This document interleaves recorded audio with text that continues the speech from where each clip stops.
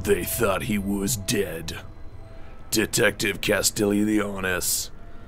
They tried to kill his daughter. The space monkeys tried to take his life. But they had one thing that they didn't count on. And that one thing is yet to be revealed. Tonight on The Evil Within 2. Mystery. Oh no, it's you! You're back! Twists. I'm not dead yet. Suspense. Oh my god, what's coming through the door? Romance. Mwah. Mwah. And an undying urge to purge space monkeys. Die, you space monkey freaks! It all happens tonight on part 3 of The Evil Within Deuce: Space. Oh boy, that hurts my throat. But it is so worth it to give the movie intro this game deserves. Ladies and gentlemen, welcome to The Evil Within Part 3.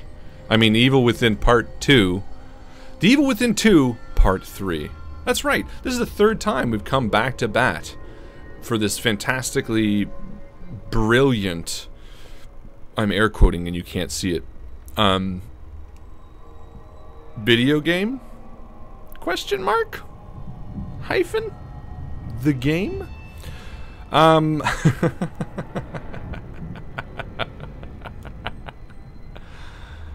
I hated The Evil Within.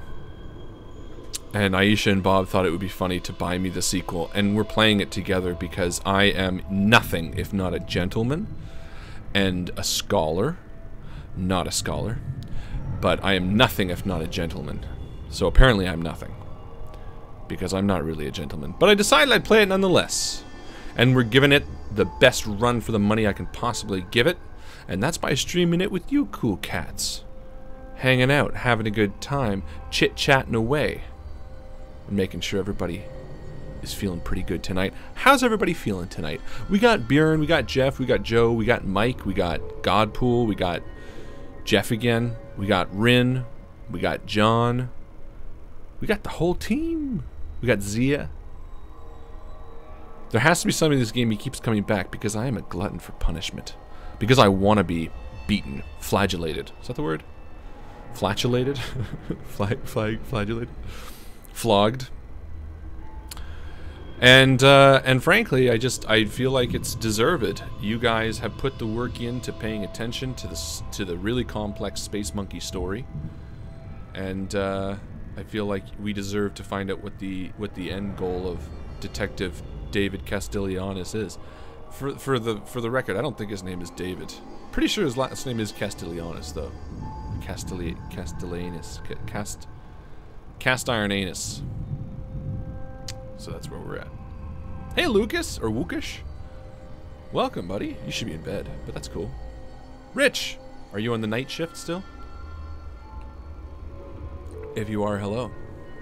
Welcome, one and all. I saw, Jeff, you asked early on what I'm playing this on. I am playing this on the PC, personal computing device, because that is the one true best way to play. But that's just me. He is Jim Raynor. I think The Evil Within needs more pirates. I'll tell you what it doesn't need. It needs no more further space monkeys. There are far too many. They are inundated. They are flooding the beautiful town of Onion. So just a quick recap of the story for a few of you who haven't been here for the first two lovely parts. Stuck on the night shift, I figured. Well, I'm glad you're with us, buddy. The story so far is that Detective David Castellanos, his best friends wife got into an accident, so he moved in to help raise his friend's 2 younger children. With another Uncle Jesse. And basically what happened was, after that, he decided to go out and start a paper company. Not manufacturing paper, just photocopying the paper. And from there, he branched off and he made multi-millions, and he died a very wealthy man. And then he came back as a ghost and inhabited a detective in a fictional city called Plater High. I didn't name it, it's just the name of it.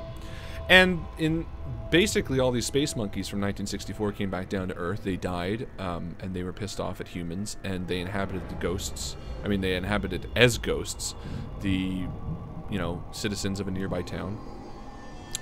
And now we're fleshing it all out, basically. We have to flesh the town of the space monkey ghost Scourge. And that's the story, I think. I've been half paying attention, but I'm pretty sure that's accurate. You can quote me on that, in fact. I'm pretty good. Excuse me. Everybody has a good... Look at this. It's a pizza city. You got a little wine, John. That's pretty much just as good. Homemade pizza's pretty good.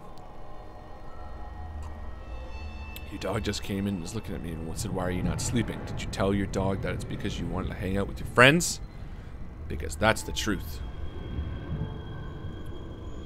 I recently discovered that there exists a topping called satay marinated chicken, and I can't stop myself anymore. You don't have to stop yourself, Bjorn. Indulge. Be who you want to be. Alright. So, The Evil Within 2. Should we play this fucking thing?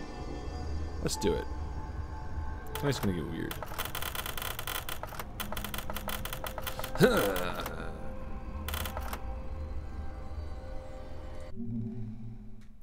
Are you sure you want to load your most recent save file? Progressing in the game will cause your autosave data to be overwritten. Ooh, I don't know, guys. It's pretty risky. Let's do it.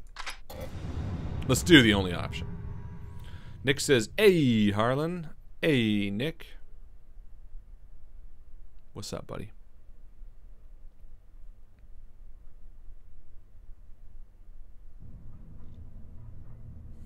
I mean, we don't have to play it. No, but this is important stuff. Remember, we just beat that really annoying creature outside. Open, open, open, open, open. It's locked. The story is so important. We need to fulfill the... Oh, I remember when this guy died. I think it was something to do with orangutans that don't like being called monkeys. Or apes. So, health-wise, we're good. I don't really remember anything that we're doing. I did not play it that long ago. So, you know. When in doubt, go left. That's the Invictus stream rule. The Evil Within 2 Invasion of Space Monkeys and Creepy Guys with Camera Obsessions. Oh, that's right. That gentleman is in this game, isn't he? Breakable glass. We could have been playing Call of Cthulhu game if we didn't get postponed. Such is life. But look on the bright side, you get to hang out. I will take. I will back. So how's everybody doing this evening? Is everybody having a good time? Everybody relaxing, chilling out, maxing, relaxing, all cool, shooting some b-ball upside of the school. Hopefully a couple of guys that are up to no good don't make trouble in your neighborhood. Because if you get in a fight and your mom gets scared, she's going to tell you that you're moving with your auntie and uncle to Bel Air.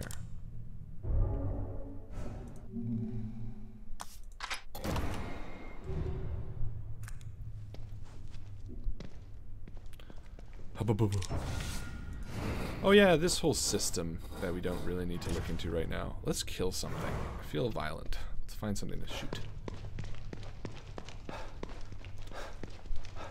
Finding something that we need to shoot. Alright, I guess we should probably go the obvious way. The door that was straight in front. Yeah, Harlan, show those doors response. Yes! That's what I need, buddy. I need a fucking cheering section. Thank you, Mycl and Brianna. You guys are here. You guys are my top players tonight already.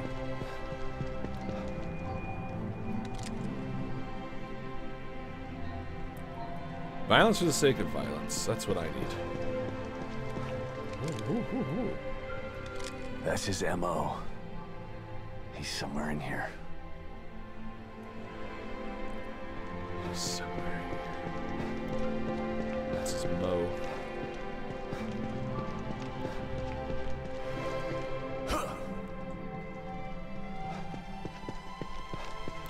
What's wrong with hanging with Carlton in Bel Air? Nothing, if that's your ultimate goal. But it should be your choice. It shouldn't be your mom's decision to send you there.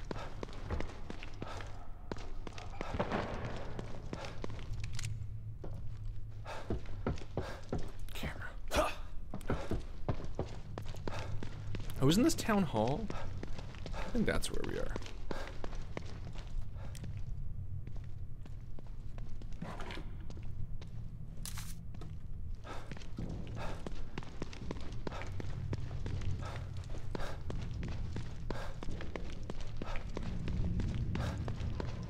And all these plants. So many beautiful plants. An arborist, or an arborist? Or is that just trees? Can't play b-ball outside anymore. The outside world has turned into an icy hell that basically forces you to crawl back in and not want to fall on your neck. Oh, you're saying winter is coming. What's this about? We can't see. That was a pretty dramatic opening of a curtain. That apparently I can't leave through. It's one of those one-way curtains. I've heard about these. Magicians use them all the time. A botanist? Perfect.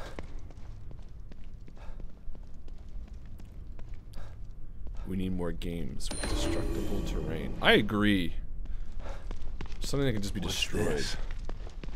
This camera's so old. Must mean something. Nice, Mike. I like it. I like it. That's my mood tonight. Investigate.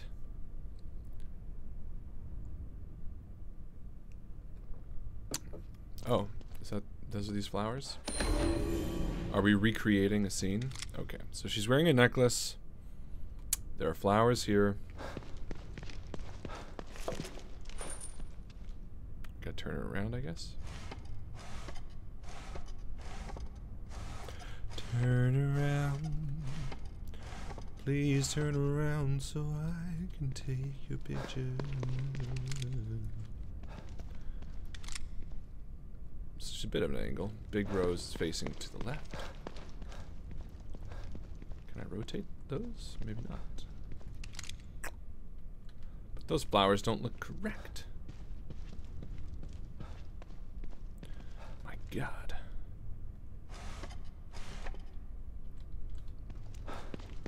Should we try anyway?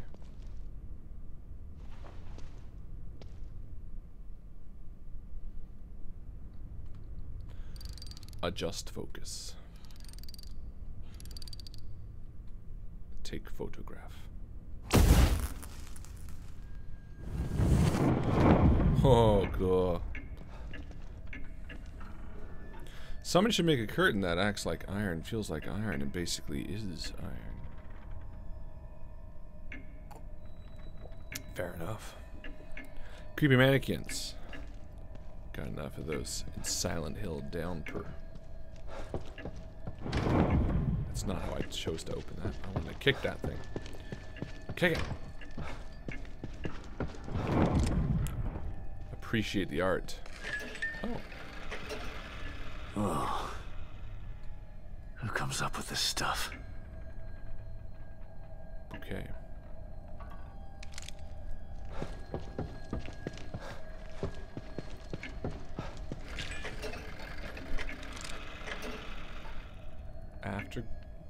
Afterglow.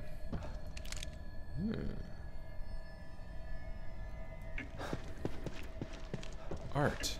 So subjective.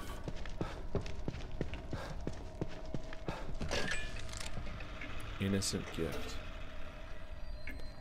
I dig it.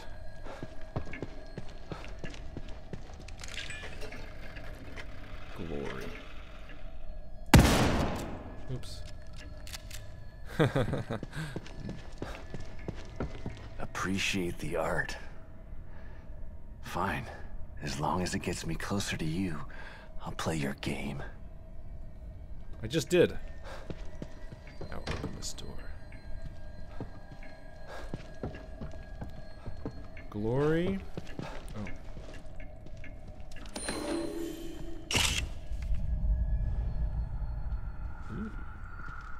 I remember this. Still a cold case. Glory bouquet. Innocent gift. Afterglow. Bad art. I like it. Apparently I have bad taste. I'm okay with that. That's Lily. This guy's playing with me. I'm gonna kick the fuck out of this door. Oh, or it's gonna kick me.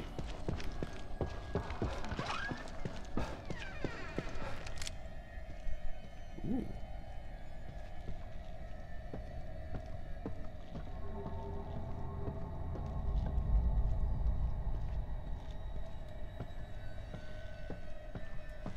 This part's a bit creepy. I like it.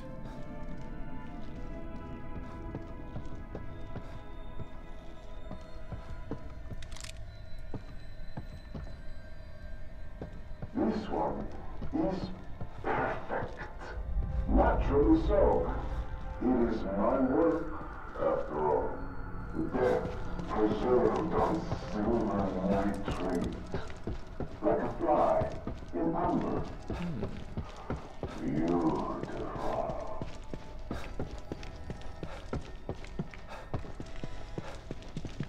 I didn't even see this door.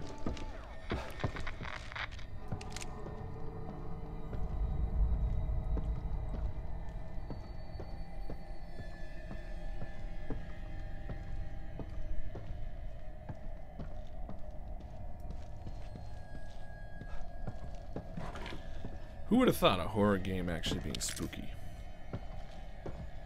For certain aspects.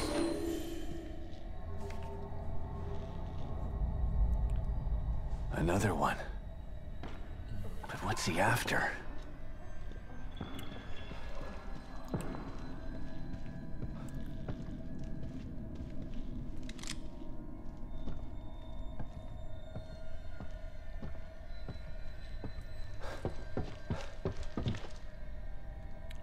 I see more plants.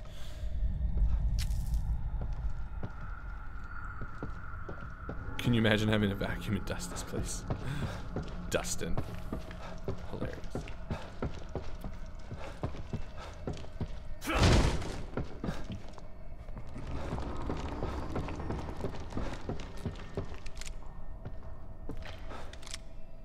Ooh.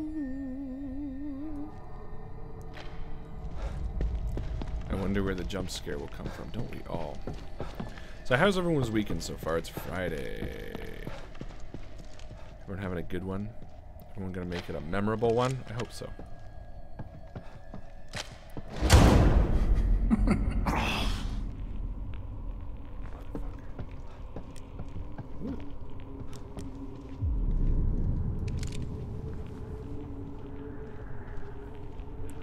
My boss senses are going crazy. I hate bosses. I don't know why this reminds me of Super Mario 64. Don't ask me why. Don't ask me why. There's no sun up in the sky. Stormy wind. Since my man and I ain't together. Keeps raining all the time.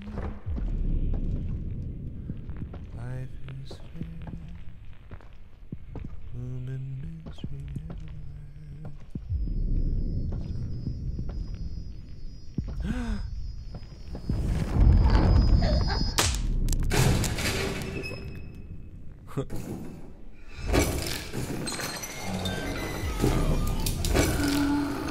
Uh-oh. Ooh. What are these things? Can I knock you up? Let's try it with a gun that I have lots of ammo in. I ain't taking risks. Everybody must go.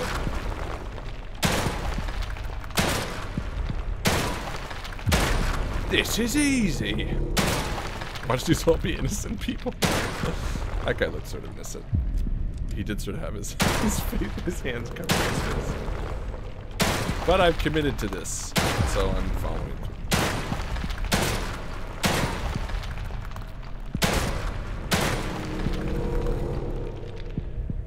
And that's how Detective David Castellanos killed an entire room of people. Pretty good. Watching the stream before I dive into Destiny 2. That sounds fun. It's a great day. Happy to hear it, Johnny. There was a fistfight between workers in the bakery. That's always good. As long as no one really got hurt. Gossip, juicy gossip. Did they end up breaking some bread in the end? I hope so. Oh, that's perfectly normal. Damn mutant statue flash mobs. Are you going to have a Christmas themed spooky stream at the end of the month? Maybe playing some games while singing carols? Yes. I've just decided right now. Watch one of them be your daughter. Could you imagine?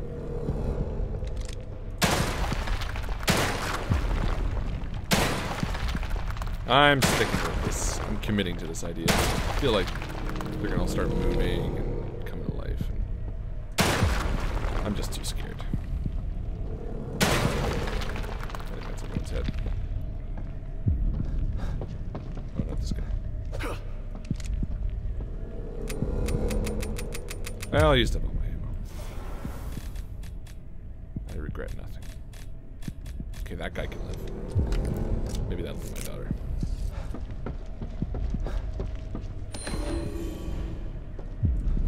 Or maybe I just waste all those bullets because I'm not even supposed to be in this room. Whatever. Whatever. Ammunition? What ammunition? Where we're going, we don't need ammunition. Kicking open doors. Playing for keeps. Getting angry. I like it.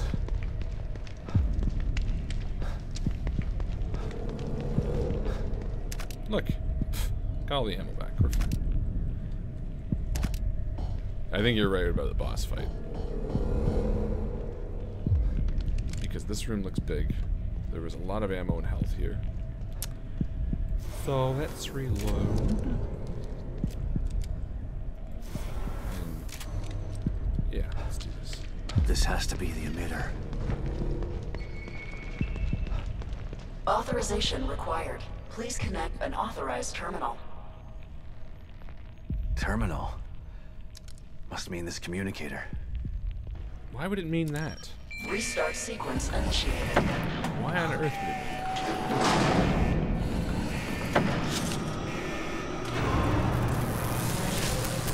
Oh, hi, Mark. Yeah, boss fight.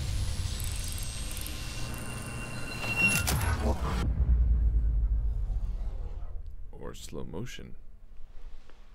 Fight? Question mark? You've been searching for me for so long, so I have come.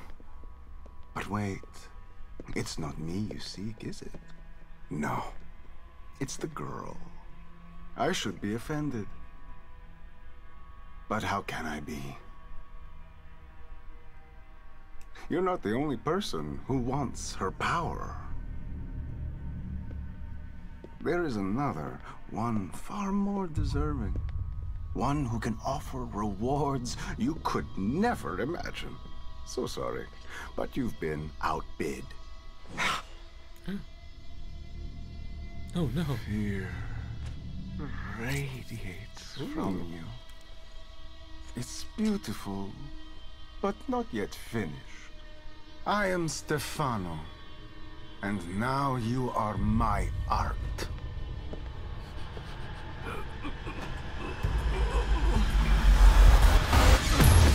Son of a bitch! Bam.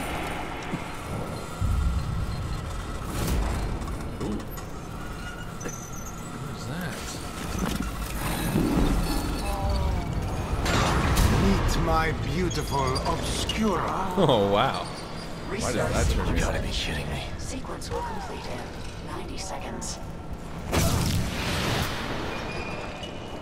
Oh. That thing is stopping the emitter from activating.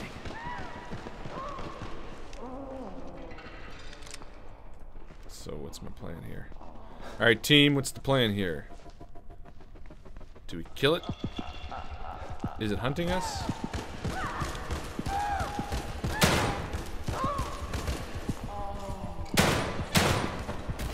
I can't aim very well. I feel like Alright, that got it going. that's I just have to hold it off until the emitter starts. 80 seconds. shoot and run.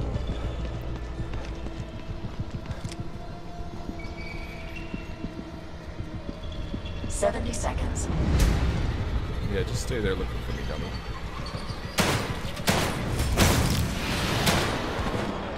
Damn it. Get over here. Come as you here. Come as you here, schnell.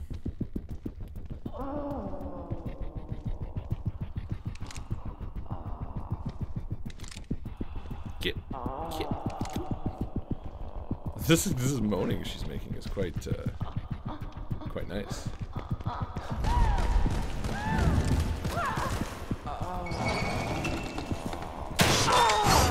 Oops. Is the flashball do looking for? I feel like I thought the first time I shot it was the.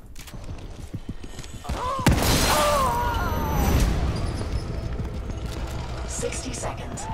I guess it's the flashball.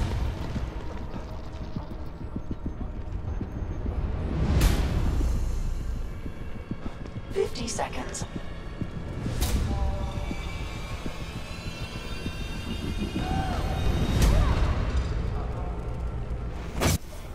Let's see if we can snipe this.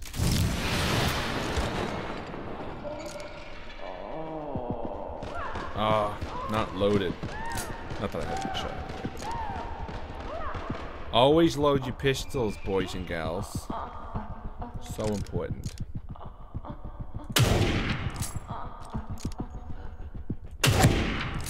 Hey, that was a... 40 seconds.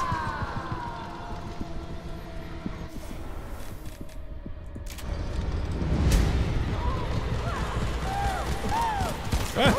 Run away! Run away!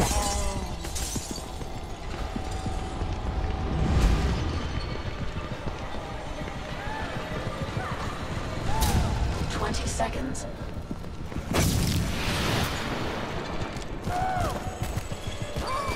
I'm just shoot you. This thing's not really that. Oh, I was just about to say this thing's not really that scary.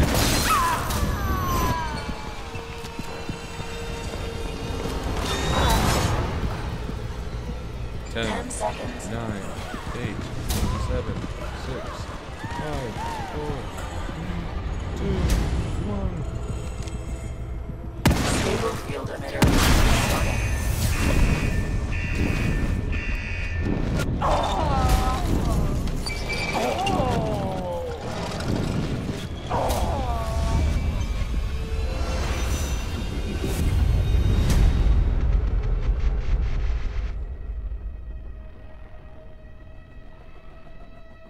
Stabilization procedure completed. Great. Saved my own ass. But what am I supposed to do now? If he's gone, he didn't leave Lily here. Where did he take her? Should give Kidman an update about this. Yeah, Kidman. Let me call you, Kidman.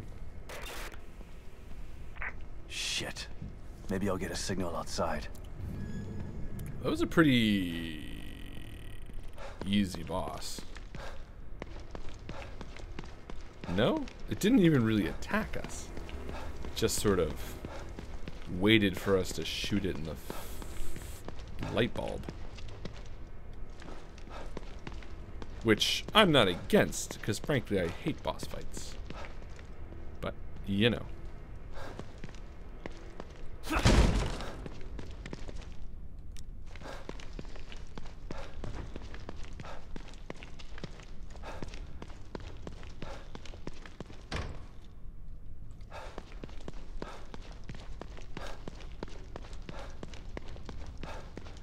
Where to now?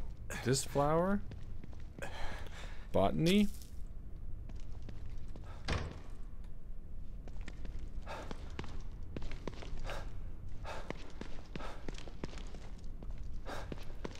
Botany. Look at all the gunpowder. I don't even remember what any of this shit does.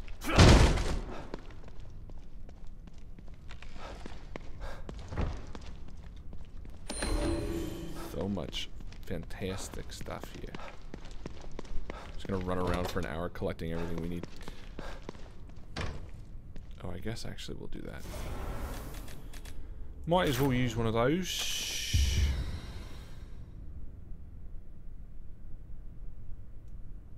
And then we get this other one.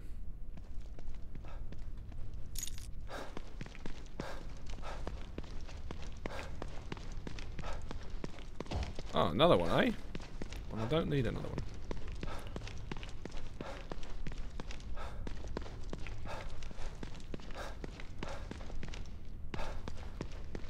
Can't believe these bastards used Lily like some kind of science experiment. And then they have the nerve to send me in to clean up their mess? It's like some kind of sick joke. Lily is our dog walker, right? If I remember correctly. This all started because our dog walker went missing.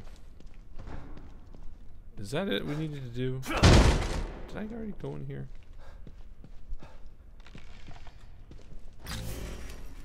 Chapter. Leave City Hall. Yeah, we're out of here. That was easy. Maybe we should save it.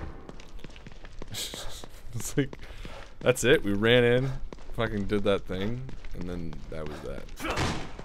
Kicking doors open. Detective Castellanos style. Let me see.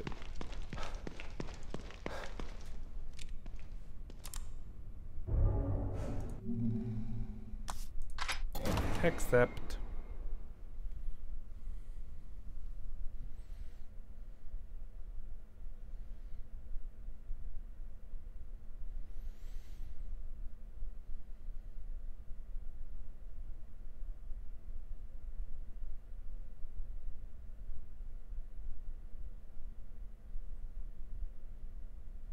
Oh no. Lucas said boo. He's trying to startle the stream. Well, you can't do it, Lucas. I'm unflappable. I think I just saved twice. That's okay, though. Doubling down. I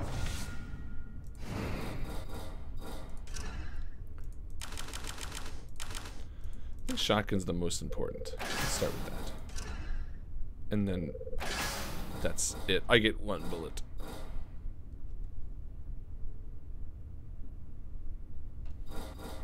And medical kit, since we can make so many of these, because it only takes 5 of those plants, and we have 26 plants. Jesus, we're like so good with health.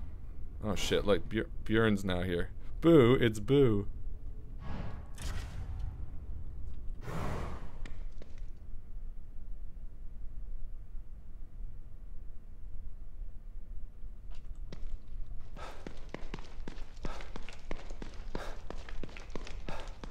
We didn't go down that hole, though, did we?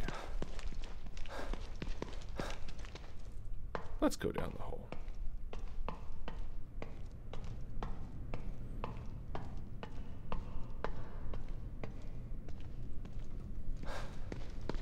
Oh, yeah, look at this hole. Good thing we did this. Good thing we checked. Safety. I guess it's just a back route in.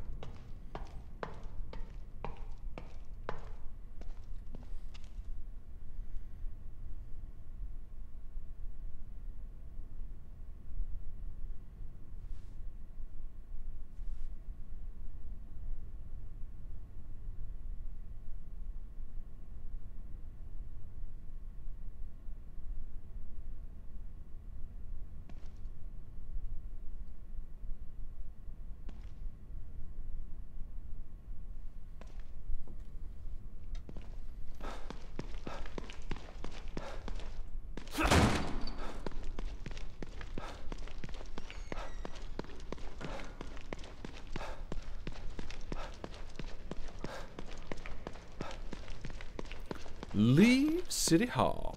Mission accomplished.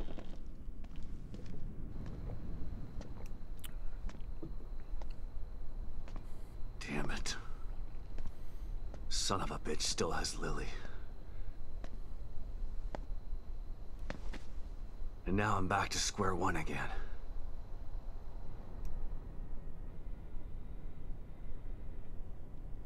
We've re-established contact with the marker agent, Kidman. About time. Patch him through. Sebastian?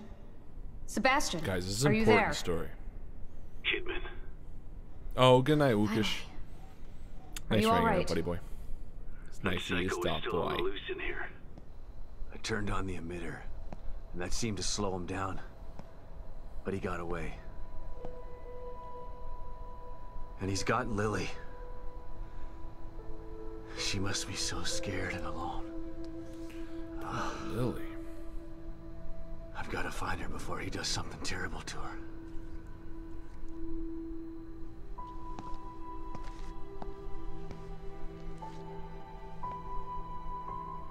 I'm so close. I can feel it. We want to find her just as much as you do, Sebastian. Yeah, sure you do. Don't want your precious experiment to fail. It would be a real tragedy to waste all that time and money. I was speaking for myself, not Mobius. I spent a lot of time with Lily during testing. She's a good kid. I don't want her to suffer. I know things are bad, but I have faith in you. You've got to stay focused so we can save her. Together. Yeah. Okay, you're right. Thanks for the pep talk, Kidman. Don't worry about it. But right now you need to figure out where he took her. He said his name was Stefano. Stefano. Copy that.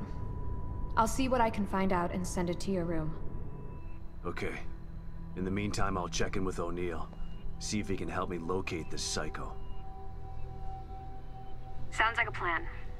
Let me know if I can be of any help. And... Sebastian? Yeah. Good luck. Thanks. Gotta figure out where he took her. I am utterly confused. Where are the monkeys? Oh, that's I think I where they might are. have just figured it out. Okay, never mind. Not doing a very good job of hiding. It's almost as if he's taunting me. Well, if it's a fight he wants, he's gonna get it. I just have to find my way there. Okay, so how do the monkeys fit into this? O'Neill, it's me. I see the stable field emitter is back online. And who the fuck's Please O'Neill? come. Skip that. O'Neill, give me a break.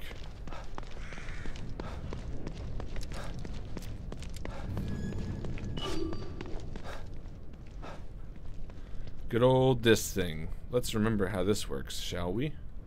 I pull out the thing with G.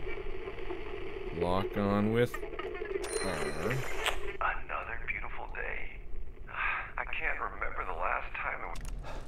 Yeah. We care. Over here. Guys, it's over here.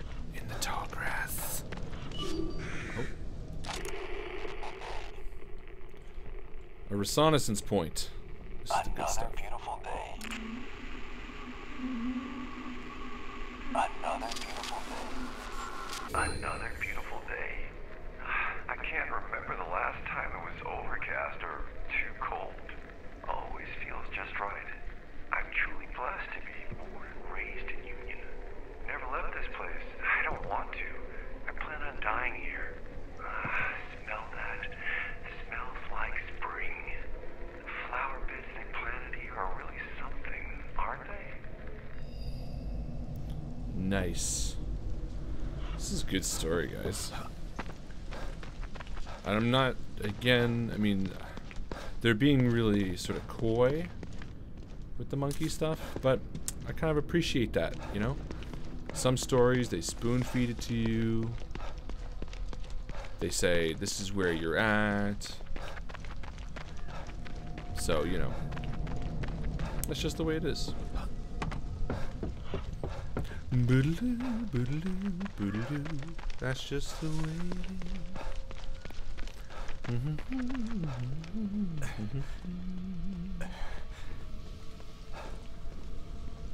I love this part. This is where he goes searching through the trash. It's my favorite.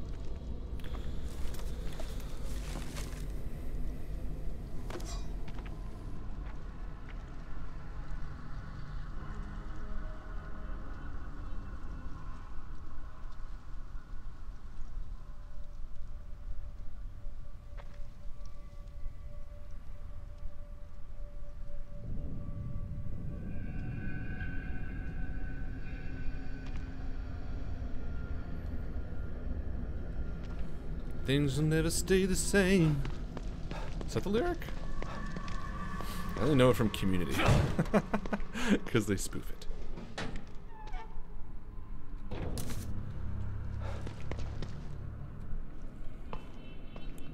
Who doesn't throw at axes? You know, they get rusty, they get mud covered and blood covered and toxin filled.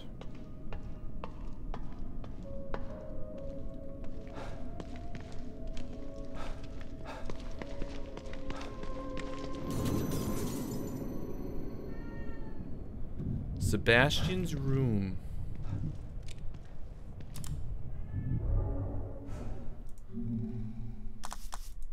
We did that shooting challenge. So we basically expert-sized all of the shooting that we need to do. And this cat. I really found out what that was about.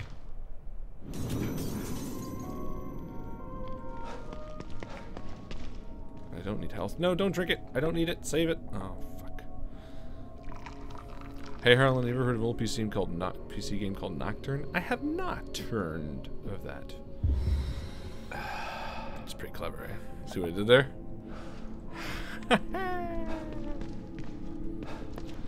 Oh, right. This is where we, like, hack into this world. I'm sorry, Dustin. I did not pet the cat. That was my fault.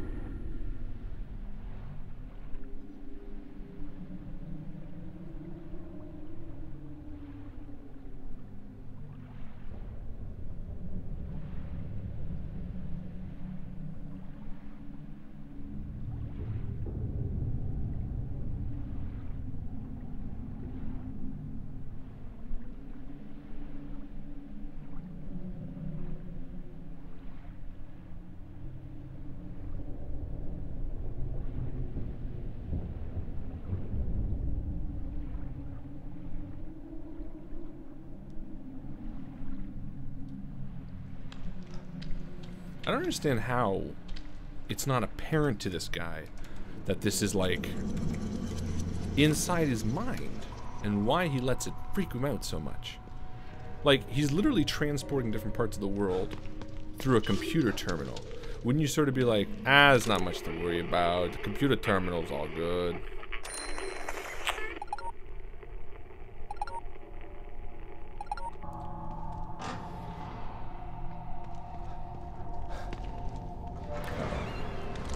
This must be the passage O'Neill was talking about. Right. The one O'Neill is talking about. Lily? Oh, this place is messing with my mind.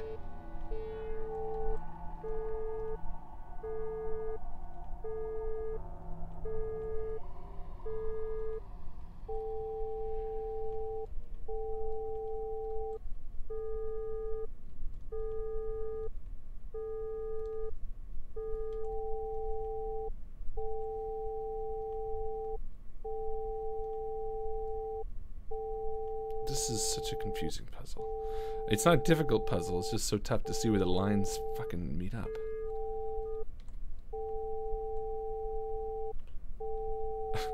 There we go. I think. Oh, there we go. Jesus.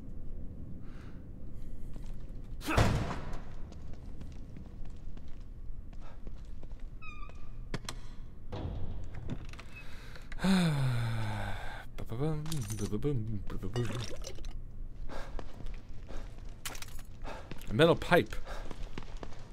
Thank God. Haven't been able to find any of those anywhere.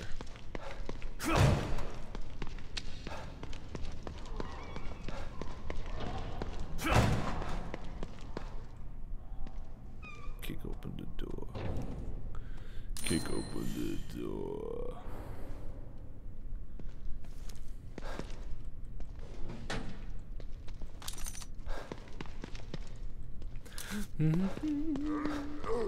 Oh, look at this fucking guy. Yeah. Give me your brain juice. I ain't fucking around. I got one shot and I'm not afraid to use it.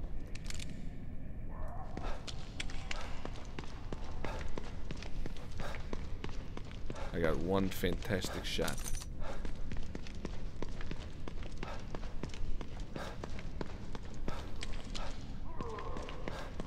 All it takes is one shot, one opportunity to do anything you ever wanted.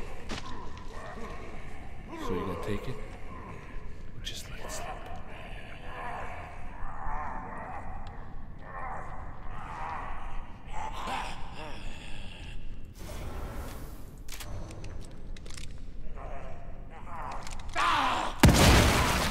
One.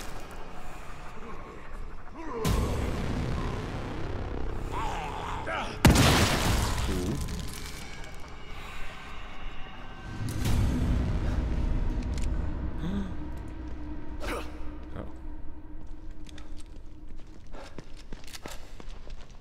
Rewatching Grimm, did you ever say why Jane was in the middle school the night fighting with George's dad? No, I don't think it ever really came up.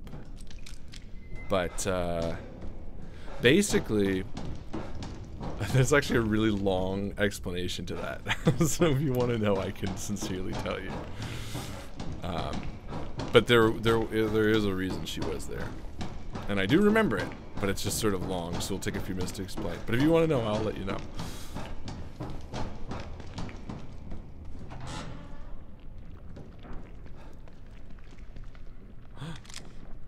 Did you guys see that? There's something. Whoa. What the hell is this stuff? This is insulator foam. This is your classic installation foam. You got a leak here. You got the sticky stuff on the bottom of your shoes. You got your sticky insulation foam leaking out. Look at that. Oh, it's breathing.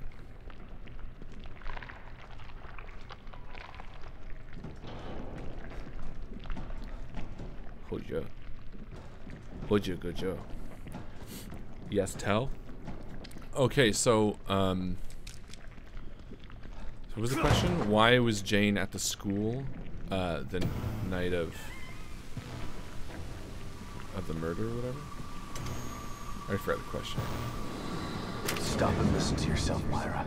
A secret society abducted Lily and staged her death? Do you realize how crazy that sounds? But it's true. Why can't you understand that? I know it's hard to accept, Myra. But she's gone. Our little girl is gone. But I have proof. Look. Myra, you're obsessed. You need rest. Once you get past this, you'll learn to accept. No. I'll never accept it. If you won't help me, I'll find out the truth on my own. Myra, you were right all along. But why am I seeing this now?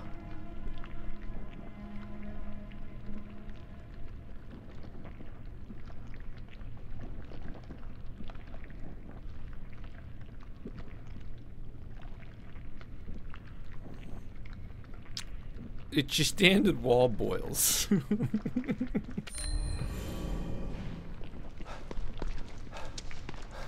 What we got here are your standard wall boils. Looks like you got an infection of the wall boil variety. What you're gonna want to do is walk around, pop each one, rub a little salt in the wound. You're gonna be okay. You're gonna be free of wall boils in about 2 to 3 weeks. If they come back, you just call me.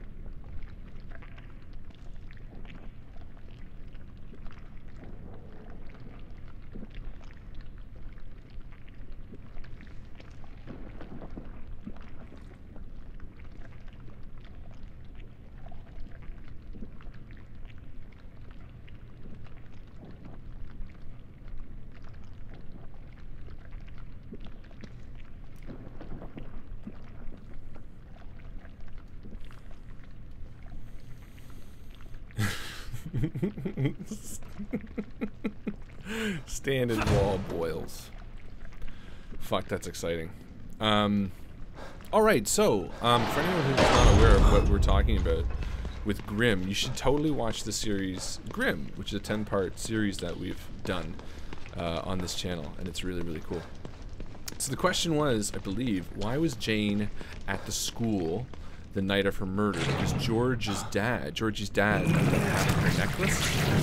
So basically, what the fuck is that shit? It's your wall boils. It's your wall boils.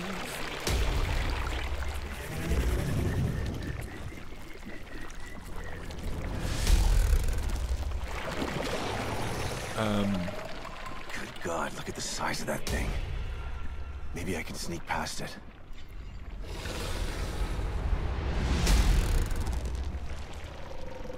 Can I just sneak past it?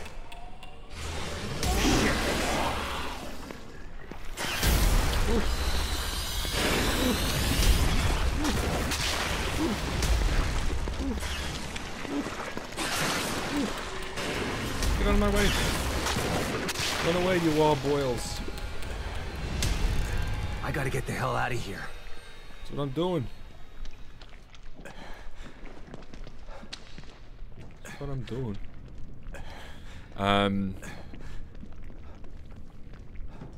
So yeah, the teacher who ended up murdering Jane Lawrence in Grimm, spoilers by the way. I know it doesn't help to say spoilers after a spoiler, but whatever, you should watch it if you haven't. Oh no! Oh shit! God damn it. So tough to explain during a boss fight. Aim for the eyes.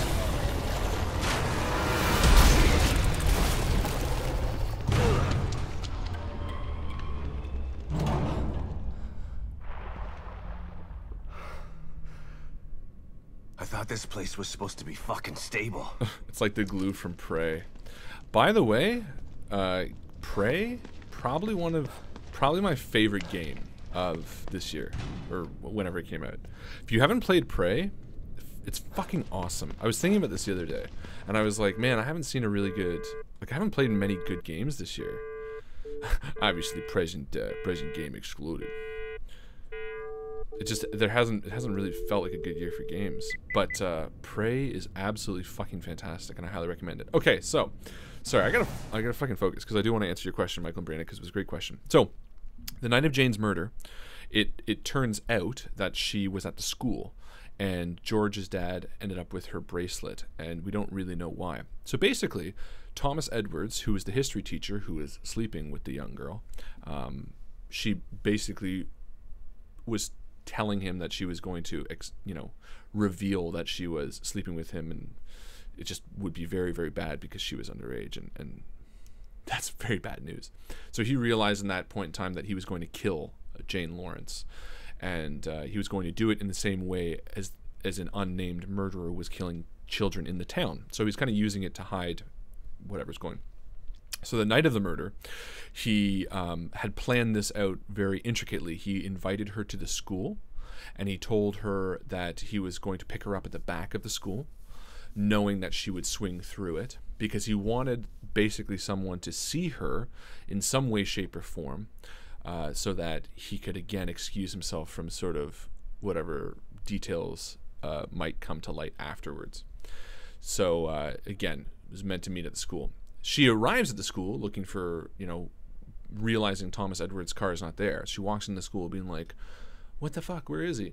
The janitor, Georgie's dad, is there, and he's like, oh, what are you doing here? And now there was rumors around the school that she was sleeping with an older guy. Again, no one suspected a teacher, but he, being the fatherly Georgie's dad type person, confronted her and was kind of like, oh, there's been rumblings. You want to make sure that you take care of yourself, a young girl like you. And she was like, fuck off. Like, I don't need your advice. And she's going towards the front of the school, and he's got a bit of a temper, so he grabs her arm, the young girl, and he's like, now listen here. And he grabs her and he snaps her bracelet accidentally. It slides under a locker. And this is where actually a dog walker spotted them. They saw Georgie's dad's hand on the girl in the front of the school, and this is why he ended up being arrested, because someone witnessed that. And they continued walking on and sort of didn't think too much of it, because she did end up leaving afterwards, and the dog walker would have seen that. So the girl headed back sort of away from the door of the school. Georgie's dad realizes his mistake. Oh, I'm so sorry. She's like, whatever, you fucking creep. Then she leaves the school, realizing that Edwards has ditched her. This was, again, part of his plan. He wanted her to show up, realize that she was not there, realize that he was not there, and then she would leave, because he had planned her route home past the Blake Bridge Tunnel, which is where he ended up disposing her body. So on her way home, he basically waited until she got to the appropriate point that he wanted to kill her at. He killed her, dumped her body over, climbed down, carved the symbol into her back, went home, and I actually have details of how he ditched the clothes, which is also interesting, because he went home, he dropped off a piece of mail. Sorry, that was before he left, to validate. But the night of, here's a little fun tidbit. The night that the entire campaign starts is a night that it's the night of Jane's murder, but Tam and Georgie and Luke and Maddie all go to witness, try to catch someone, I can't remember the names now, basically cheating on her boyfriend or whatever.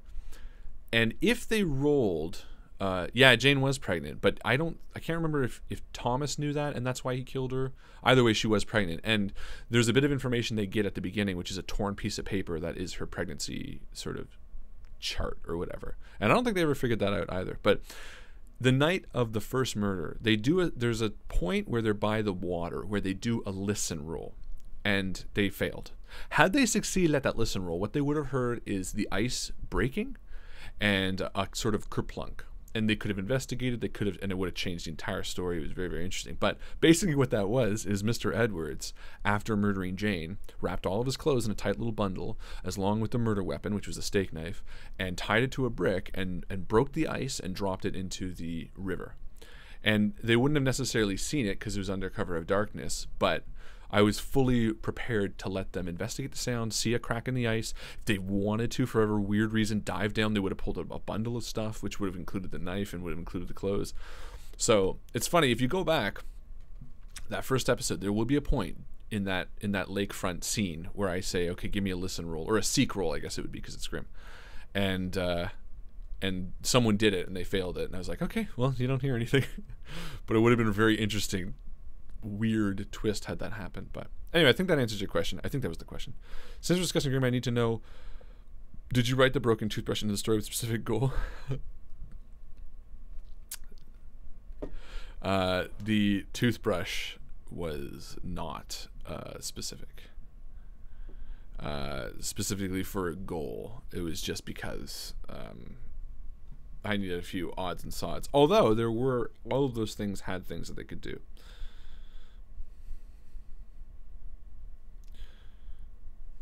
Oh, good night, Joe.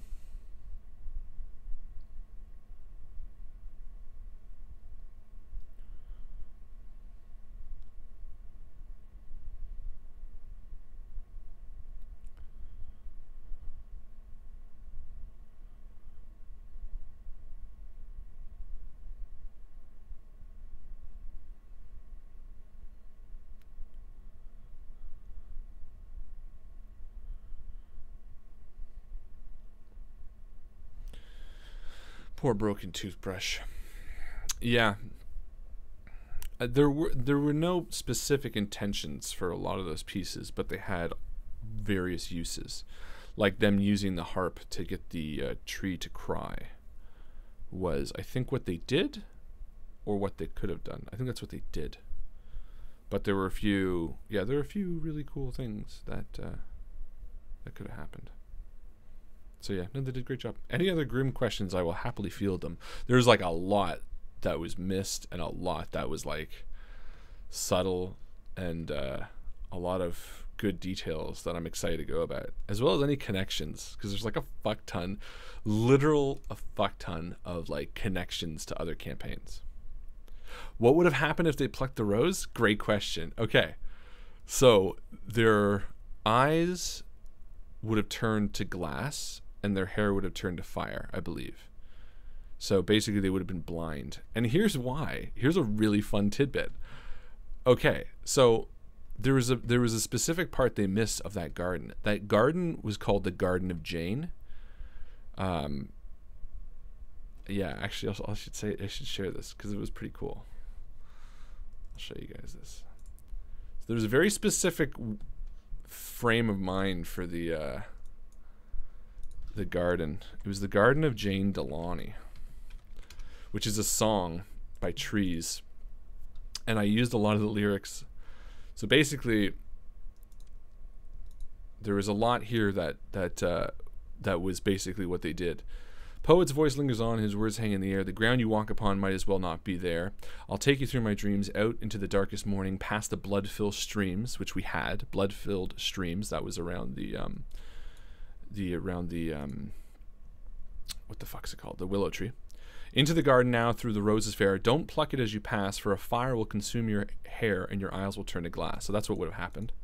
In the willow shade, don't lie to hear it weep, for its tears of gold and jade. If you remember when they took the tears of the willow tree, they turned to gold and jade. Will drown you as you sleep. And again, that was something that they never got to experience.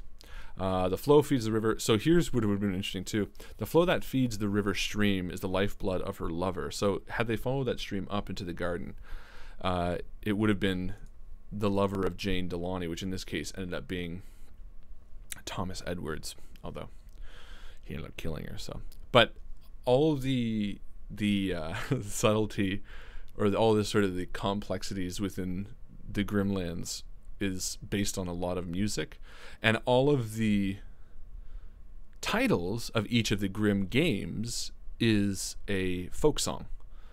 Again, a lot of people, I think a few people figured that out, but all of the titles, the Ash and the Oak, the Two Magicians, they're all folk songs from the 60s and 70s.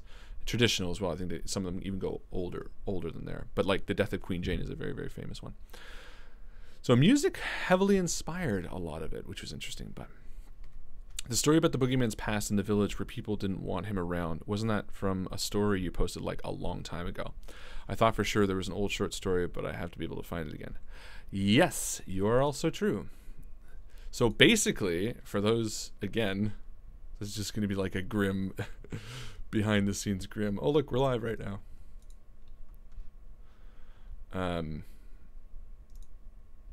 What was it called? Man in the Woods. This was literally the story of Danny Bannon. You can listen to it and see if you remember, if it makes any sense to you.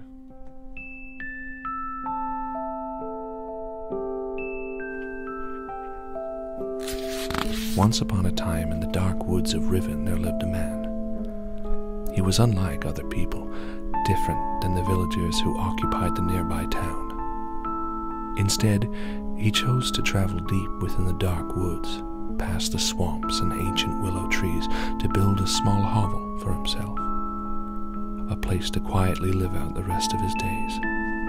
Though he wandered freely and peacefully in the woods, those who occasionally passed by his cracked and crooked hovel were cautious and fearful of him, for they did not understand why he chose a life of solitude. What we cannot understand, the townspeople would say, we must fear. And so steps were taken and choices were made to avoid the deeper, darker parts of the wood where he made his home.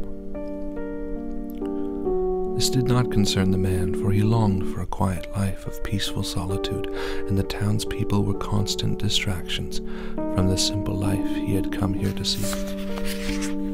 Until one autumn day, a young girl from the village vanished while alone in the woods. The townsfolk were stirred into a frenzy, angry and afraid of who and what they had long since ignored. And so they took to the wood to exact revenge on the person who had become the villain in so many of their stories. And so, as he claimed his innocence over and over, the man who lived in the dark wood of Riven was murdered. Convinced of their righteousness, the villagers returned to their homes, their bloodlust satisfied and filled with the overwhelming sense that justice had once and for all been served. The little girl was never found. The end. So, for those who have watched Grimm, the little girl was Harper Langdon. The man who was tied to the tree actually did kill her, and it was Danny Bannon, obviously. And the folks who tied him to the tree were all members of the town. The mayor was one that confronted him and such like that. So, all of that is literally the story of how Daniel Bannon was killed. And Boogeyman Bannon is also teased in The Witch's Mark. There's a girl who sings the Danny Bannon theme song in the halls. There's also something. Oh, Riven. It says in the woods of Riven, and there's an episode. I think it's episode 7, where Tam, as an adult, calls the woods north, or I guess it would be west of Harper's Hill. She actually calls them Riven because it was a childhood name that she had. It's sort of like a fairy tale. I've been trying to find all the old tie-ins, like the riddle in the group that led to the Boogeyman imagery picture. Yeah, the picture was Boogeyman Bannon. That was like the name. That was the code.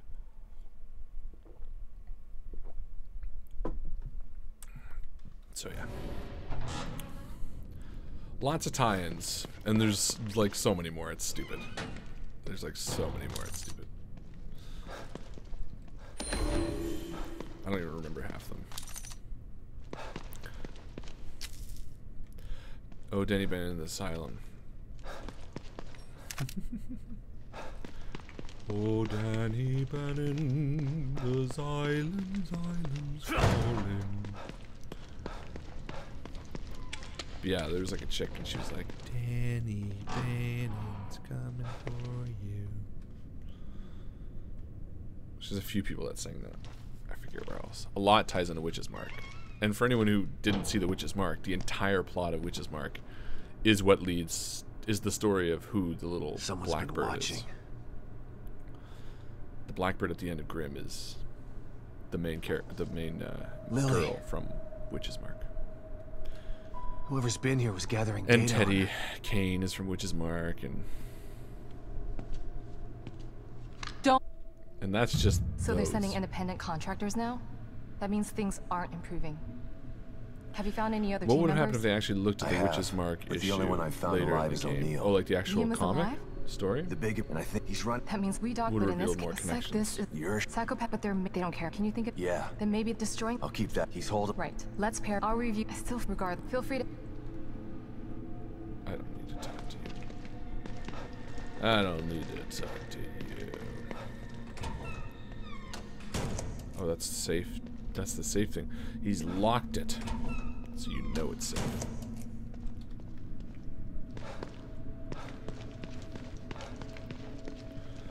Yeah, the Witch's Mark story was basically just the story of the campaign for the Witch's Mark. So it would have helped them put pieces together. They would have recognized who the guy was.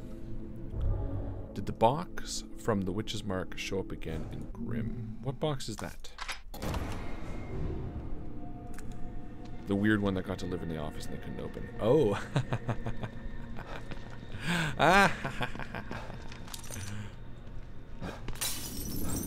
But that box is coming back.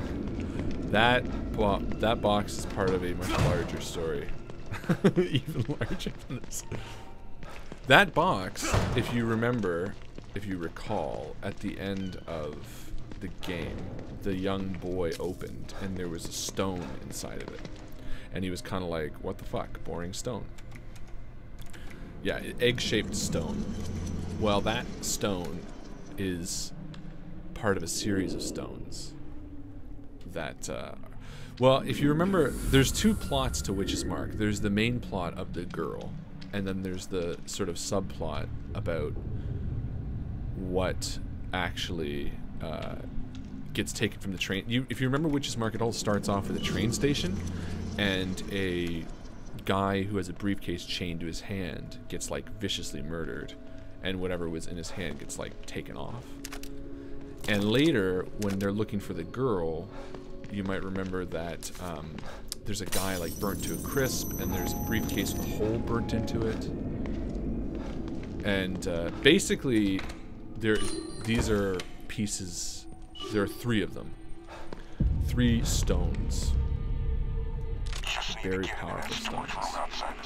And this is the Call of Cthulhu 2 that you will all experience at some point. Damn it. Can't feel my hand. That thing nearly tore my arm. They're the Infinity Stones. Sort of. Different. And actually, the person who sent... Alright. The theater. I'm coming for you. The person who sent the stone to the office, that's another really interesting thing. Because the office that Teddy, Kane, and Strong, I forget his name now, something Strong, Eli Strong, occupy, is not their office originally. It was rented after the previous owner died or went missing. I might have already said it actually, like previously, but it's actually the office of Roland Cummings from the original Call of Cthulhu. And in fact, the like layout description is identical. Like I copied and pasted from the original. And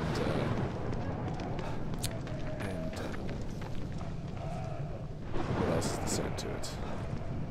The description's the same.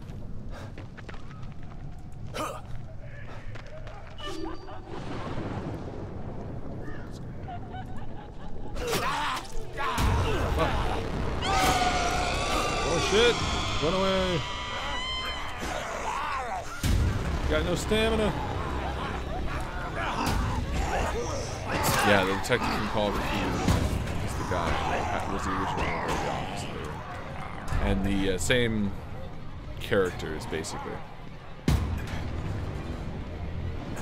We need more Jared Coombs. Ah, well. He's definitely meant to come back. We'll find out what happened. There's definitely more story to tell with him.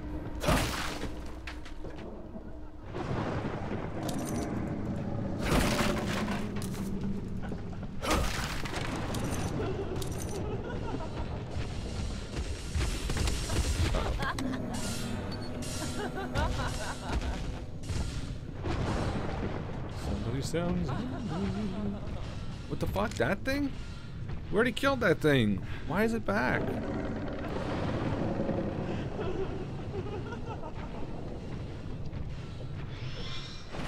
I think the problem is that creature drains our stamina. That's why we got injured in progress. This bitch. This bitch. But yeah, that so yeah, the office is the same one that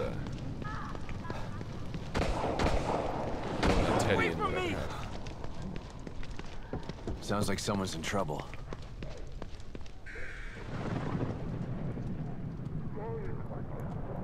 Buff.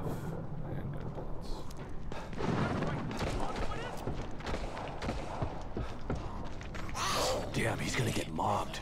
How do I get in there? Maybe I can get the jump. Take my time opening it.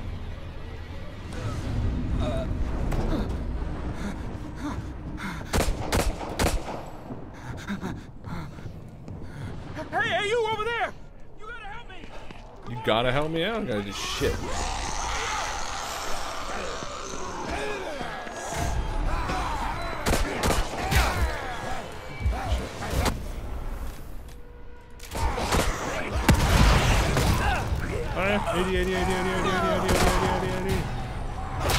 Yo, this guy could have helped me. Fuck.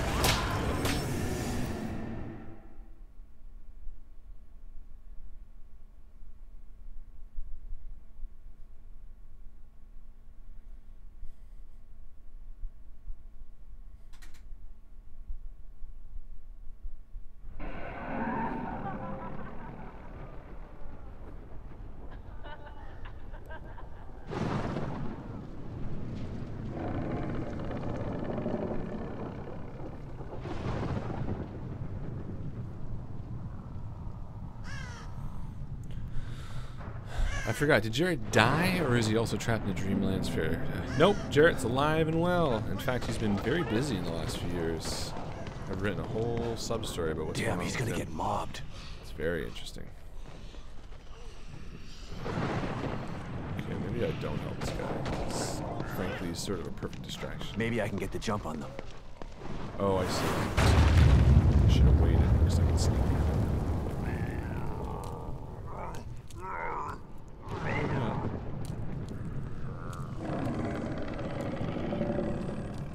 Oh. Hello, Viking 878.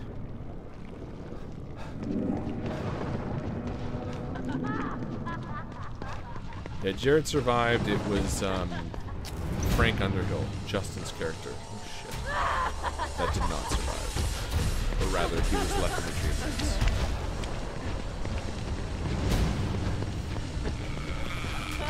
Chris's character did not die, actually. He sacrificed himself. But because of the way it ended, it was a very convoluted ending, which I explained at the time, but I would not blame the slightest for like great reference. I actually explained it to Lukish the other day because he was curious about it. But,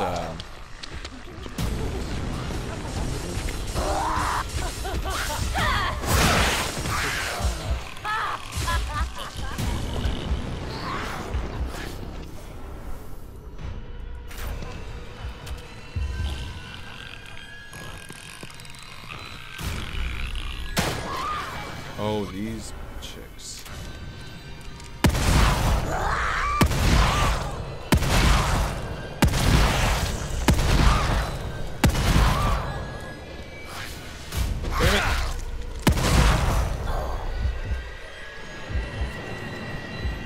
Dead? Yeah, she did.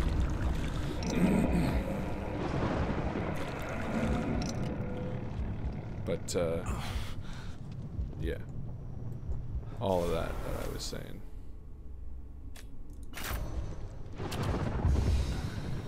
Frank Underhill was great. Yeah. Actually, he was also in, Grimm, I think.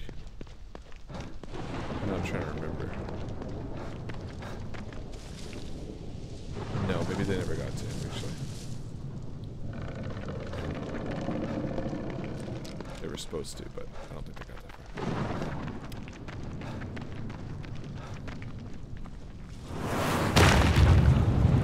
Look at that flashing eye.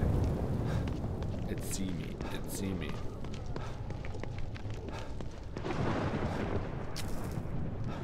Edward Mason finds the time-traveling Chris, knocks him out, leads the party to him, and lie to tell them that the magician guy. They take him back to the woods, and Chris shoots himself in the future. Sort of, yeah.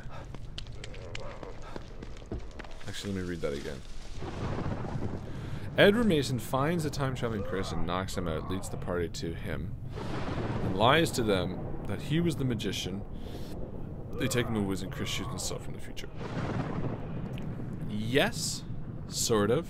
Pretty much. I mean, that's true. The only thing is that Edward was specifically waiting in that hallway or in that alleyway because he had made a deal with Antoine. Lily's inside there.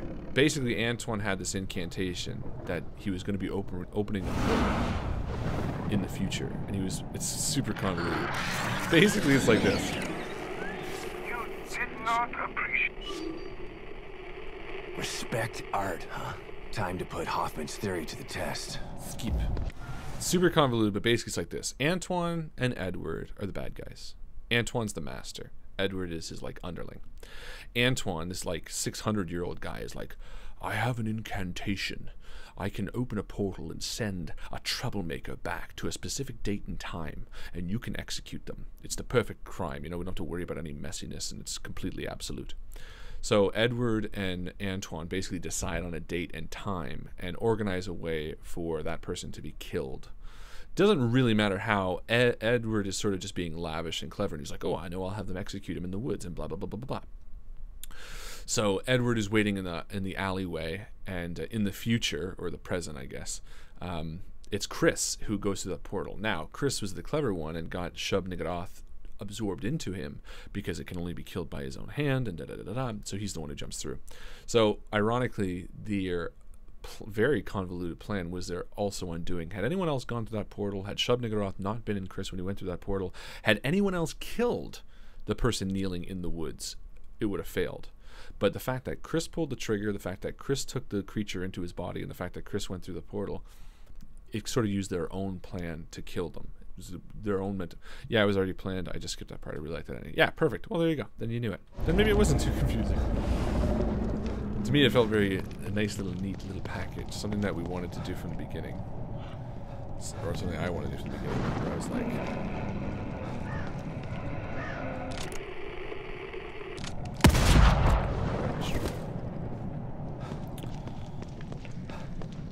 Apparently I like convoluted endings or confusing endings, because Witch's Mark had a similar twist. Because, I mean, that's the other thing. I don't know how many people knew this. I assume most people. I don't know. You guys are very clever.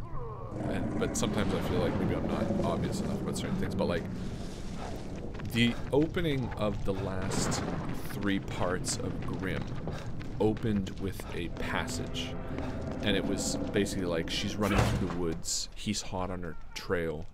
She runs... you know, away. Oh, we've already been here. Did I just go in the opposite fucking circle? Yeah, apparently I did.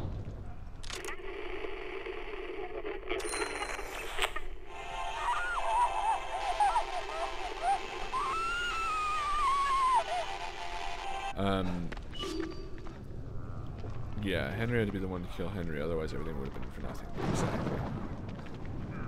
Brain juice. But, yeah, that whole passage at the beginning was, I don't know if anyone recognized that. Actually, I'm just curious before I tell you. That whole passage where there's a young girl running through the woods and a man, I think I say that he's shirtless, is, like, chasing her down. Did anybody figure out what that was? Was it obvious enough, or was it too hidden? Or? Can the gang actually change or mess with the ongoing meta story, by the way, like going through portals? They... shouldn't and messing with their timelines? Absolutely. Absolutely. The whole way that Grimm ended changed the way I had planned it. They did the best ending. It left Maddie behind, but it was the cleverest ending Body parts for reassembling them. into a monster. Body parts reassembling into a monster. Oh, fuck. She right there. They're burning the bodies. Why? Yeah, the end of Witch's Mark. That's perfect. Yeah, you're right. Okay, then it wasn't too. Well, only because, like, it's Michael's character that's, like, chasing her down. And at that time, it shouldn't have been obvious that they were going to do it. And later, it kind of gets revealed. So I wanted people afterwards to be like, oh, yeah, that was that. Or maybe at the time. Again, you guys are clever.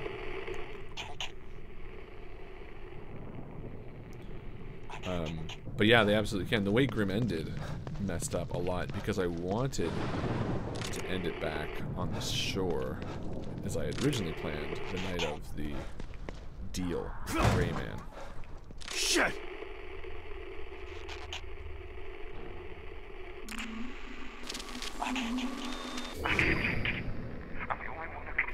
Cool, I've been wondering a little about how the individual campaigns affects the big story. Yeah, it's pretty neat. If you haven't, yeah, no, I won't say that, but they're definitely really cool over. There's like an overture to it all, right? Like there's like a theme, a running theme throughout all the individual campaigns, and they're all connected in one particular world.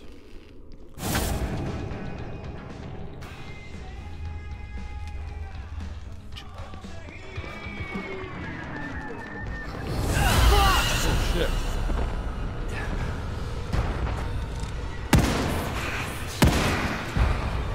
Run away.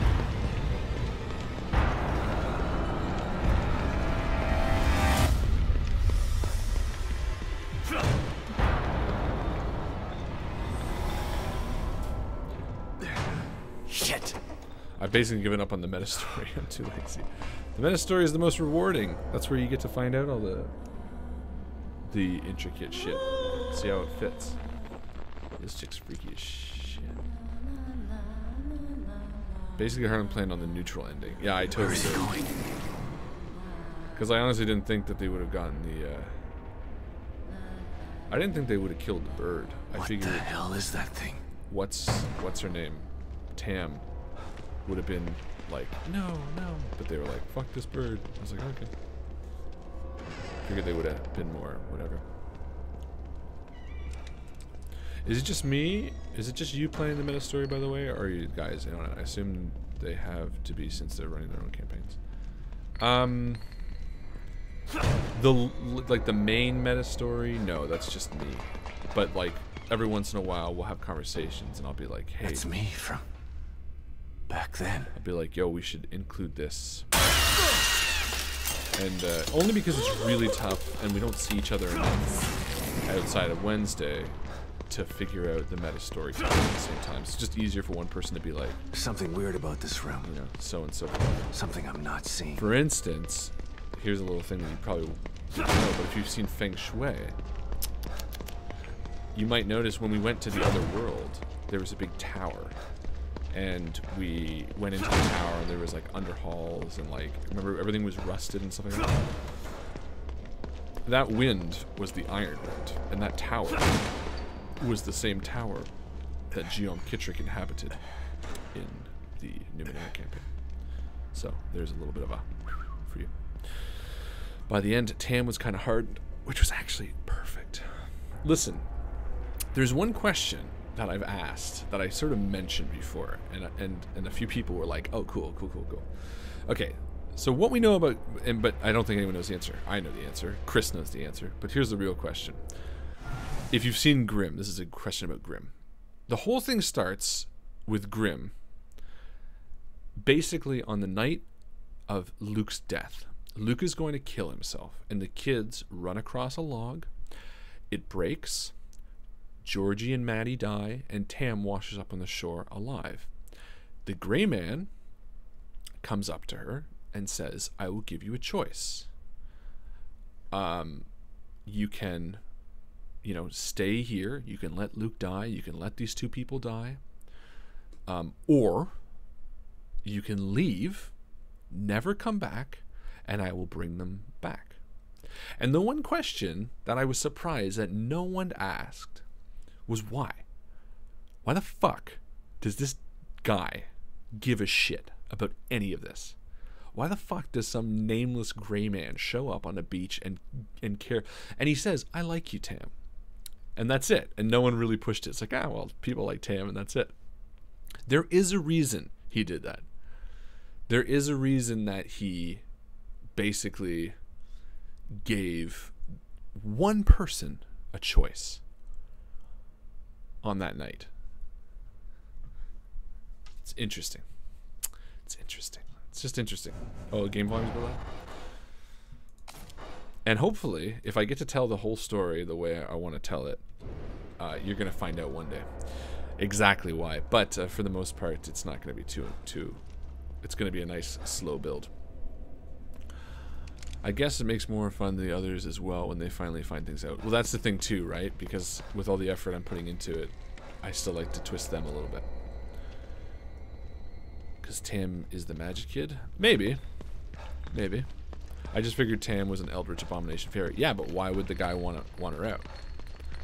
Did you have something planned for the rest of the campaign if Tam had just said fuck it, kill him? Absolutely. Absolutely.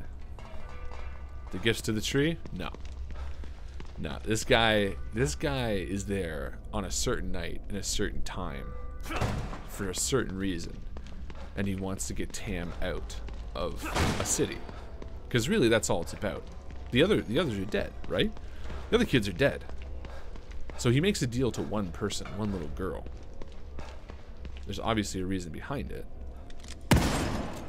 He wants this girl out of this town. Oh, there it is. It's that one.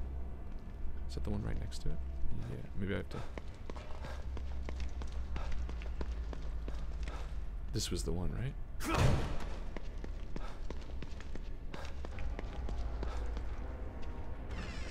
Can't kick it open. He didn't need the other kids gone, because they were already gone. Oh, shit. Sneaky point. Sneaky point.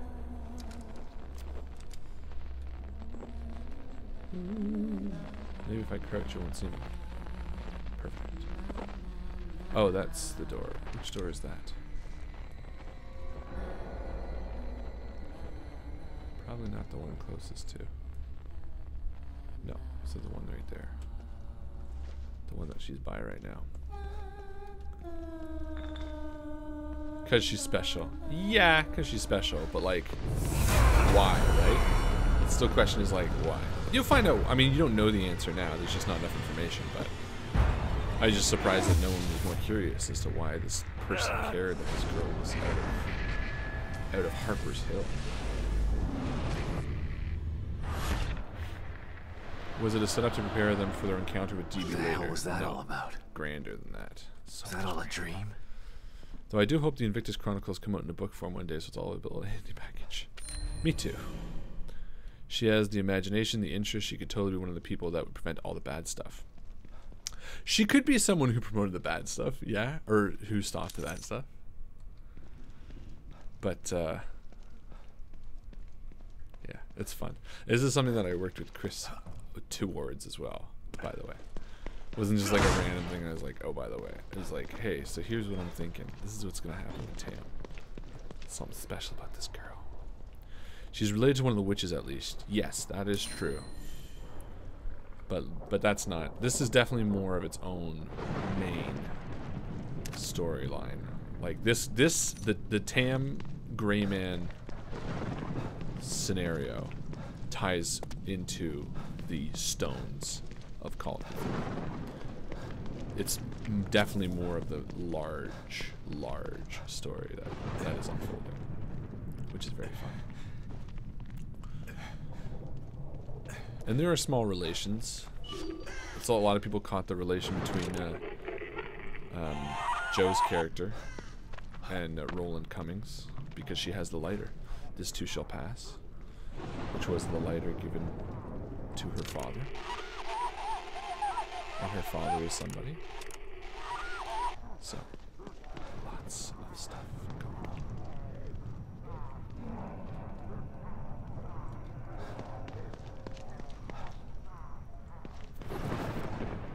I think Tam is special because Chris is a good jumping. Ain't that the truth?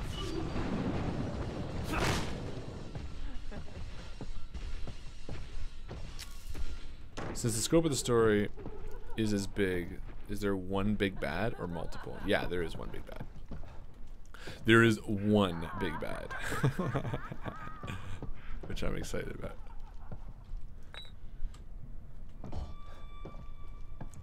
Where is this?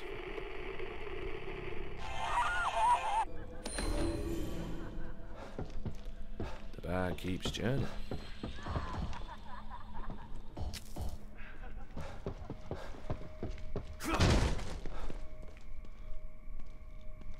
So this is his art?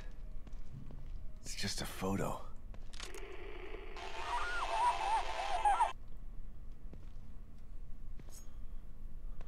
I'm gonna stab the shit out of you.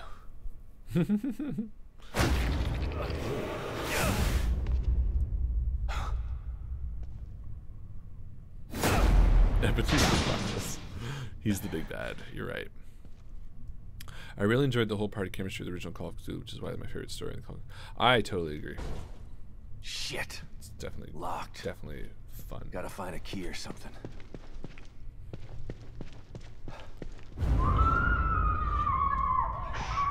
Don't cry.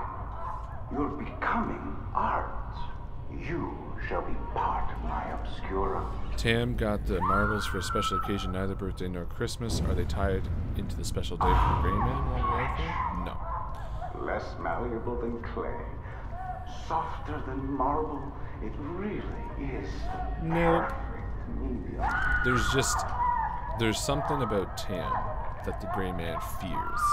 Oh, because the Grey Man can kill pretty much anybody he wants, right? I mean, he's a pretty powerful fucking guy. I know Harlan knows this already, but I mentioned that Edward Mason was one of my favorite characters from that. I really liked how he just suddenly betrayed them. It was such a great scene. Yeah, that was a lot of fun. It's fun doing that with Alex too. It was like, I remember messaging him on like Facebook at the time. I was like, now, do it now, betray them now, because it was always planned. Because obviously it was part of the story, so it had to be planned.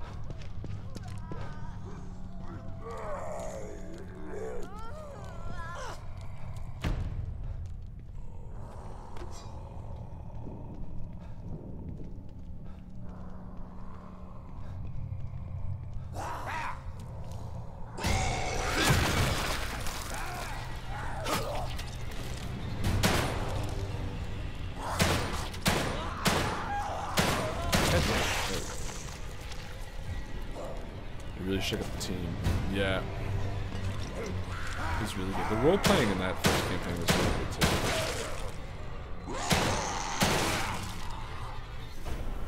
I really liked it.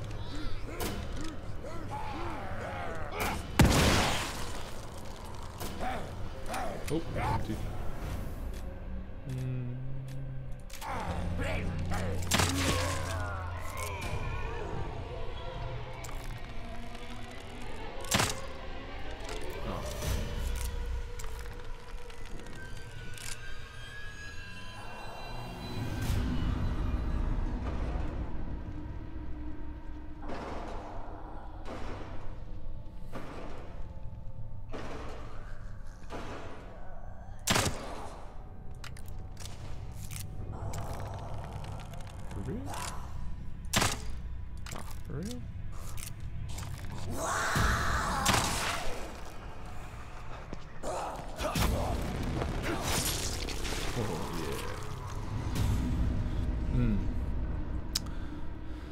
That was a good scene. Still remember walking to the store, listening to it, thinking that I must have touched something that made the video skip. Oh, I did ask, is the church from Grimm the same one as Call of Cthulhu? Yep. That is the same location. That is where the body of Nietzsche Walden was buried. That's where Anna Stansik's father went crazy and killed his wife and locked himself in a room, and there's more to that house too, which is really fucking cool. Cause like basically, like it's all connected, right? Like it's all the same area. Like the town of Grimm. I'll show you. Oh, I don't think actually. Maybe I don't have it here.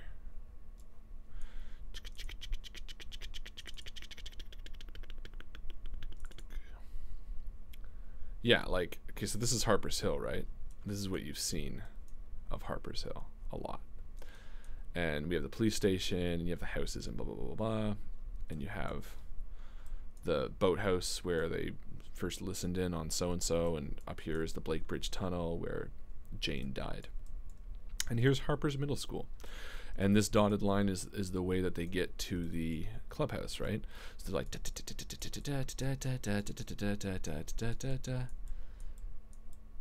And this is the clubhouse in the woods. Now, these 4 plots are vacant by the time that Grimm happens. They just fall apart and blow away and whatever. And this is basically the clubhouse, which is also the church. But right over here, so right up here, this house is the Stancic house. So in Call of Cthulhu, they come to this mansion and they find a path through the woods that lead them to this church. So same place from two different locations. Harper's Hill, and this is the Webb Lane, which is where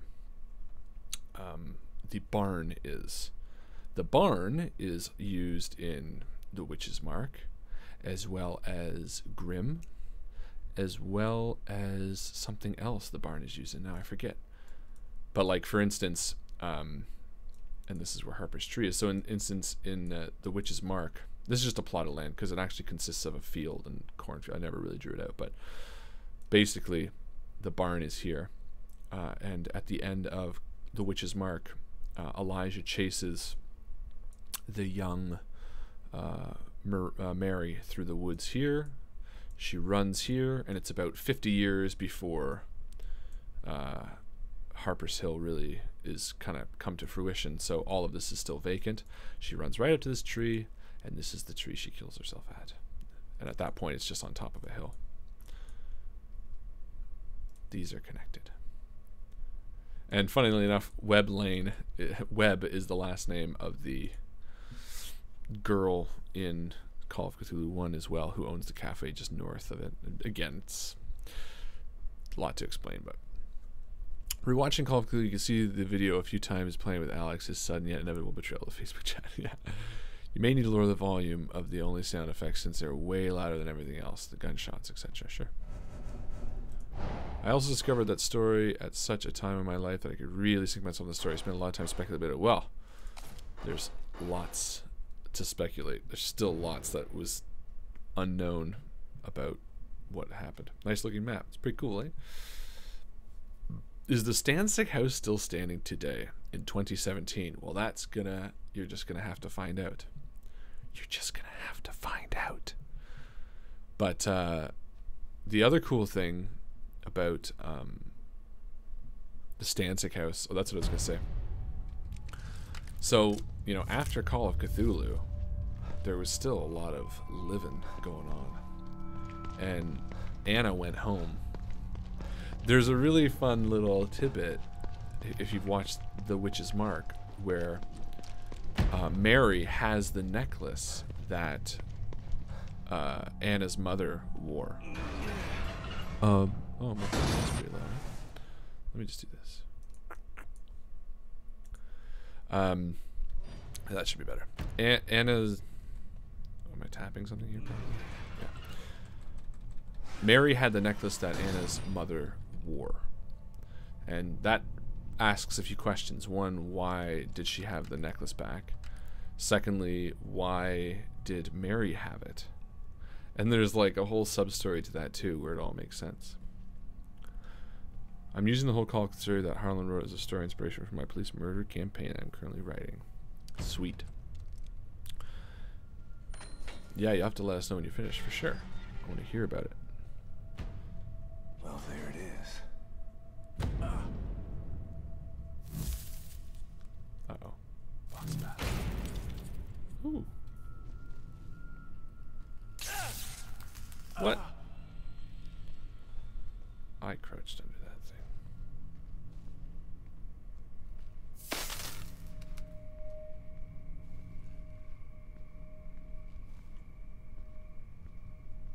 Am I just supposed to be going Okay, back? Hoffman. Hope you're right about destroying these things. Here we go.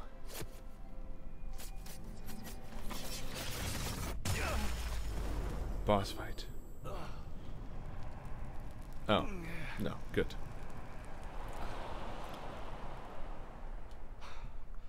Destroying that freak's work was actually therapeutic, but I'm not done yet. One more. One more? Oh, I should have kicked that door open.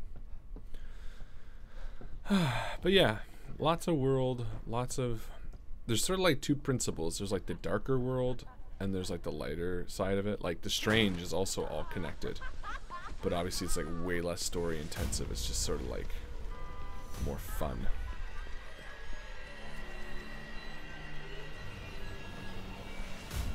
But like my favorite thing is adding things that don't necessarily have explanation just yet.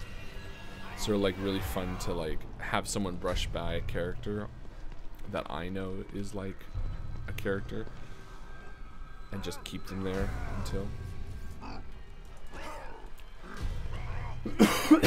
until such time as I want to use them, or draw back to that location and say, oh, guess who that was? It was Brandy Jack.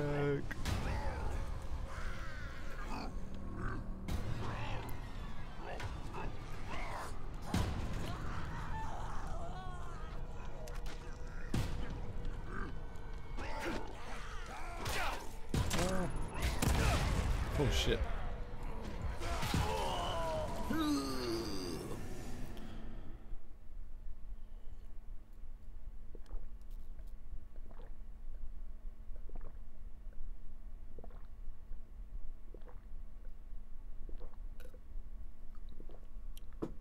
Galen's an assistant FBI director and Zia's playing a cop. That's cool. That's gonna be fun. Watching you guys play Adolescence is awesome. We should do it more often. Well, if we do it too often, then it'll be like playing another kid campaign. Also, Grim sucks as a rule system. I really just like the name and the idea and nothing else. I was like, oh, let's check out Grim. Like, this is so fucking cool. I was like, what a great name for a campaign and what a fucking cool sounding system. And then I actually learned it and I was like, oh, this is balls. So I don't really want to play Grim again, but I like the name. Speaking about connectedness, what about the End of the World games? Were you just playing yourselves? Yeah, no, the End of the World games don't really connect. Well, they do and they don't. There's a justification for all of the worlds existing simultaneously. So the End of the World does fit into the Invictus universe, if that's what you want to call it, but it's not the same way that everything else does.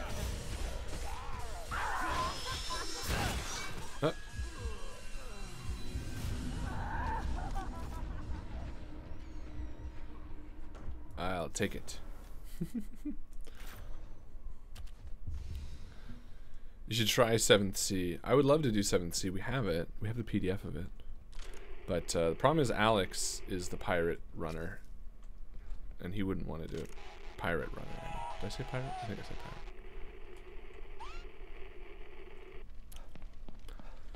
pirate. He owns pirates on the Invictus stream. He does a swashbuckler's life. I'm not going to mess with that. Everyone sort of has their niche. Joe is D&D and probably Pathfinder. Oh, is that it? Perfect. I'm End of the World and Call of Cthulhu. Mycl, Chris is Numenera, or rather Cypher System. Justin is Fate, and oh, what the fuck is that thing?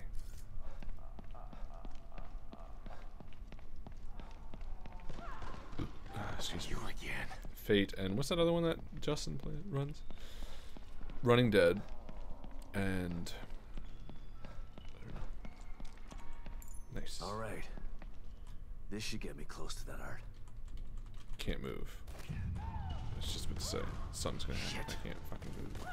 Maybe I can sneak by it. If I'm really close to you, maybe I sneak it.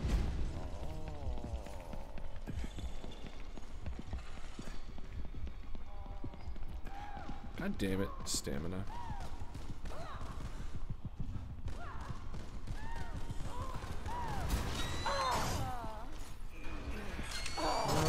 Oh fuck. I was like, maybe if I just hit it fast enough.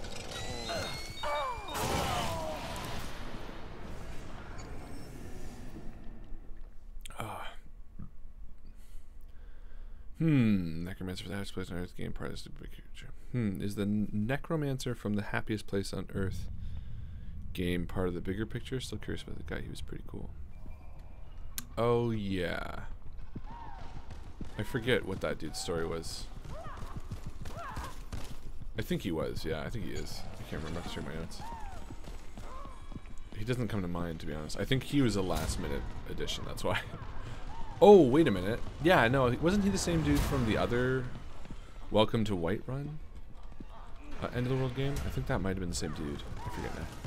Oh, Dragon Age. Yeah, that's his one. And that's right, Joe's got Feng Shui. Hopefully I'm done with those things for a while.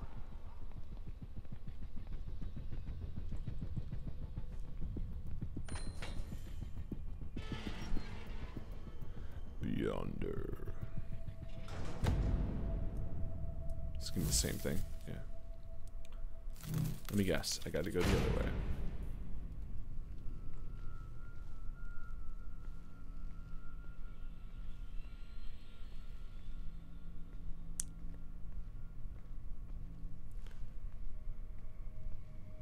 Well, I don't know if I had to, but it was easier.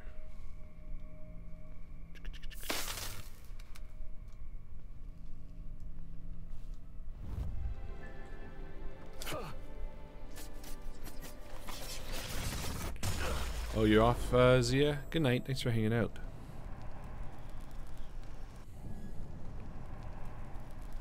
Enter the theater. Wasn't Welcome to Whiterun just cultists? Yeah, but I think the cultists were like both of them. Honoring somebody bigger. Better head back to the theater and see if I can get in. I really like that one actually. Welcome to Whiterun. It's funny how many games that we run that I enjoy versus what the community enjoys. It's really interesting. I apparently do not have a good thumb hold. Is that the right word? I do not have a good... I don't have my finger on the pulse. That's what I was trying to get at. Because like I've played games where when we end them, I'm like, oh my god, that was terrible. And you guys and other people are like, this was fucking great. And it's got like more likes than any of our other videos. And I'm like, oh, fair enough. And then equally, I've run games that I've been like, that was so good. They're going to love it. And then I check and there's like no comments or everyone's like, yeah, that was my least favorite. And I was like, wow, I don't understand anything.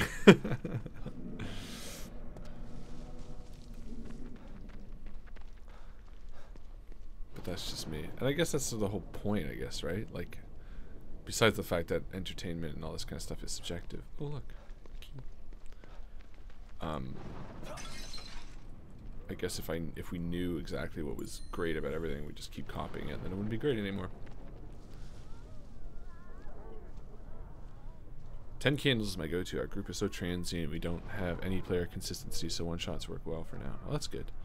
Not the transientness, but, well, 10 Candles is a great game, so. I'd love to see you guys with Discworld. I don't even know what Discworld is, but sure. I think Welcome to Whiterun was the first game where I got curious about the meta, as I watched a lot of the End of the World games before I finished one of the 10-parters. Yeah. Yeah, there was some meta to End of the World, or to that one, I forget which one. I love the space one with the false DA start. Seems like I was the only one. Yeah, that's the one too. I totally love that one. What the fuck was that called again? I've said it before that I liked that one and no one else did, but it was gifted to us. What the fuck is it called? Oh, View Scream. That was really fun. He's gotta be in here somewhere. We are petty gods. And those cultists seems like part of a much bigger story. Well, you'll just have to see. You dare to destroy my work? You expect me to bend to your will? Just like them. Thinking they could sculpt me into what I am not. What they created in here. Can you walk marvelous. They wasted it. Because they had no imagination. Because they are not I just liked View Scream. Oh, cheers, Jeff. Thanks for hanging out, buddy. Manipulate me. I just like View Scream because it was like, I think, one of the first ones that I was like, genuinely felt, I don't know what's the word? Like, passionate. Like, I really got into the role playing. Like, it was like, we need to save our ship. It was very easy to get into the character. Because it felt very real, which I liked the best. Bruh, you don't know Terry Pratchett Discworld? It's like this trippy fantasy world where the death is like this cool dude and the world is a disc being carried by elephants that are standing on giant turtles swimming through space. Well, that sounds pretty fucking cool. It does. I'd play it. See, the thing is, with me, I like story. The system, to me, is so irrelevant that I don't care. I could use Call of Cthulhu rules. Call of Cthulhu rule set for any game I want to run, and I'd be happy with it. And a lot of people say, well, then use like GURPS, right? But the problem is you can't advertise, and it sounds bad, but like people come to us occasionally because there's variety, and they're like, oh, they're playing this new system. What the hell is he doing to these people? You know, like Shadowrun. But I can't just say like space game and get as many viewers as something like Shadowrun does. So that's why we have to sort of diversify the systems. But for me, I would happily just run all systems under one title. But that's why we have Joe, and Joe's so much better at like actually using a system. But even the greatest entertainments must come to an end. Oh, look at this. The girl, where is she? I commend you for making it this far. If perseverance were an art form, you would be a master. Perhaps not a Michelangelo, but a Van Gogh at the very Enough least. art school bullshit. Where is she? The core is safe with me. I took her on his orders. But once I realized the extent of her powers, how could I possibly hand her over? What I'm doing is more important than mere personal gain. He could never understand this. He? Who is he? It doesn't matter. He won't be around much longer. My work, however, will continue.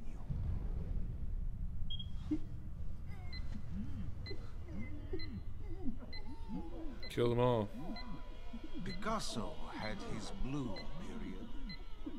I have entered my crimson period. Shit. No, don't! Behold my latest creation. No! Awesome.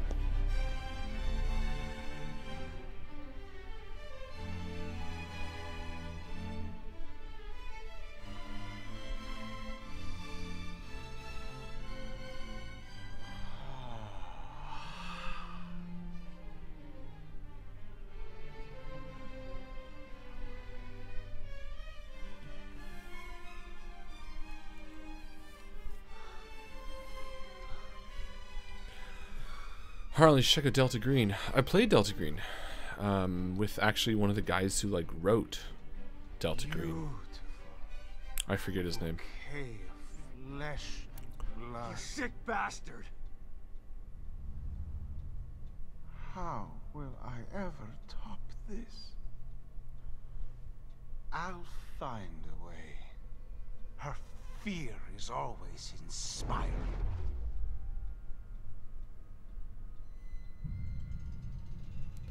Nothing like the corruption of innocence to Is that the spark same the spell that fire guy of had in the greed. first game? I think one of my favorite scenes that I've made in a campaign would be my players got a ship that can travel through space, and they spent the whole session just planning who got to use rooms and such. I used the Call of Cthulhu system for my modern-based games, like my superhero campaign. I just add superpowers to it. It was awesome. Probably the best campaign I've ever run. I realized my calling as a GM there, the mystery genre. Reminds me of... sounds fun. Reminds me a bit of Kingsman. Oh yeah, that's Good ending. And using it for the cop campaign, for sure. I'm coming for you, asshole.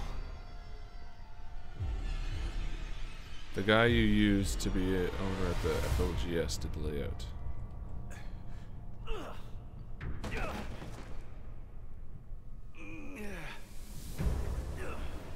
I've been creating my own game system for a year now. There's a cop to as a base. Oh, nice.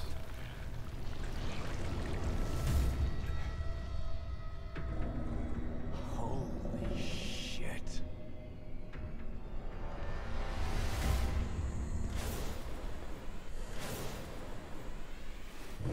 This reminds me of that fucking scene from Batman. Oh, I hate that part too. Batman Arkham, when you're like in the you're like in the Scarecrow's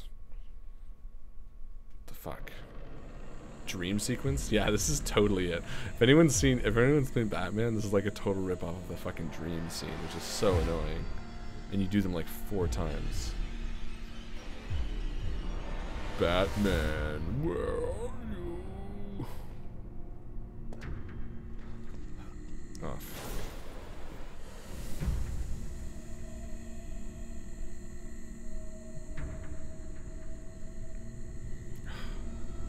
Who writes a scene like this and thinks it's a good idea? I know, we'll have an eye watching you. You guys sneak between fucking things, because fuck you. Fuck it.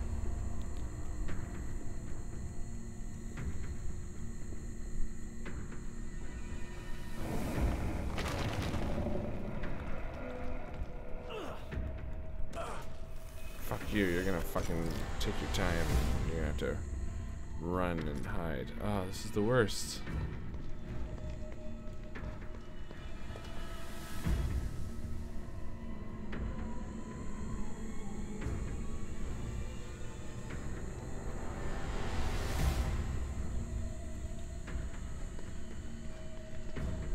How the fuck do I crouch? I was like, how the fuck do I crouch? Oh, right, crouch. Ah, this is annoying. Yeah, we get it. Fuck. It's where a stupid mechanic in a scene is just like bogging down the speed of the game. It's almost like they're like, well, you know, we got an hour left, so we might as well really stretch it. Running a scene. Lamentations of the Flame Princess. I have that game, and I have one of the storybooks. All right, where the fuck did you go? No Salvation for Witches. We might run that one day, although it's very mature. Rangers? Fuse?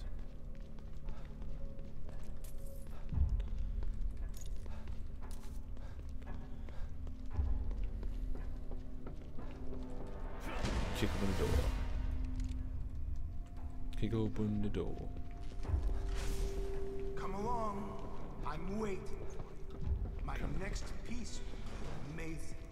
The full absorption of her powers. The subjugation of her will. You did send me the PDFs. And all the extended ones. I have 2 of them in print. But what is art without an audience? But I don't have I didn't have the ones that you sent, which is really cool. To make the piece complete. That's not how it's gonna end. And I also appreciate very much for you sending me those. Those are very cool. Sending us those.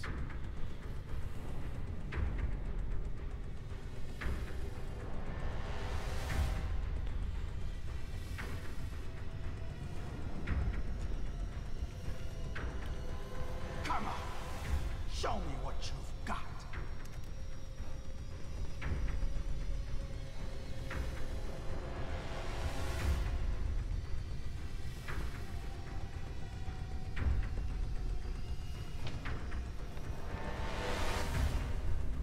How many chapters is this fucking game? Do we get to end this almost? Your death will be art. It's time to put a signature on it. I'm coming for you. I'm coming for you, Barbara.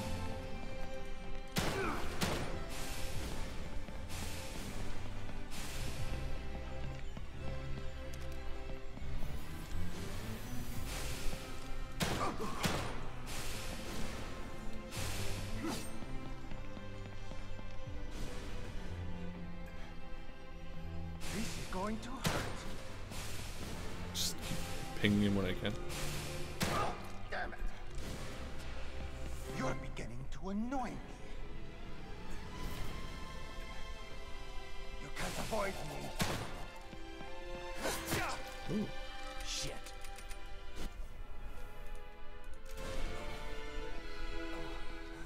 You won't save her. You won't save yourself. Hold still for the camera. Damn you! Hold still! Oops. You cannot hide from what you cannot see. Ah, fuck. I was like, that would have been so perfect. Everyone gets lucky once. How is my stamina so shit? Damn it. Out of ammo. Oh, fuck. Oh, shit. Let's use that. Quickly. There we go. Let's try... I got nothing. Oh, I do have ammo. Hold still for the camera. Hold still. This will. Oh, no. Cocksucker. Your death will be my masterpiece. God damn it. Alright, his stamina's back up at least. Come and get me.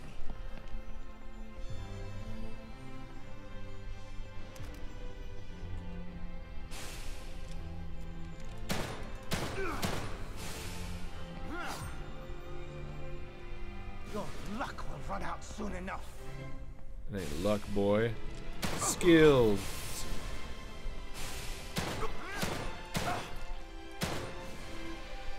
You're going to regret that. Yo, I got skills. This is going to hurt. How much more can you take? How much more can I take? You're the one fucking sponging up bullets. Avoid me.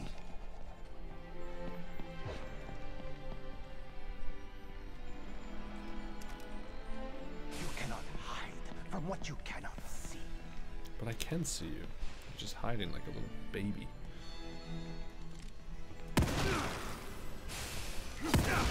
Oh, give me a break. No! Oh, good. I died. I've had enough of this.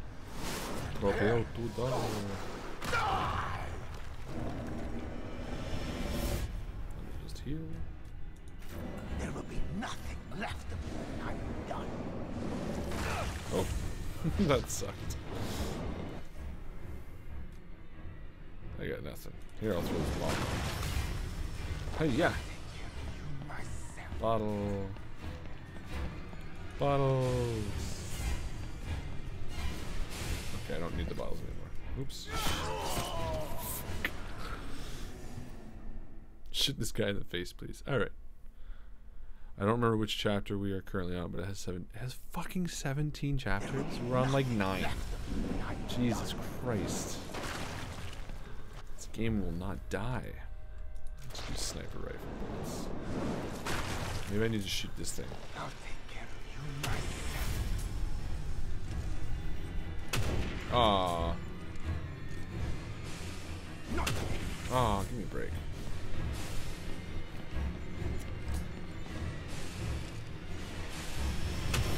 Ah, fuck.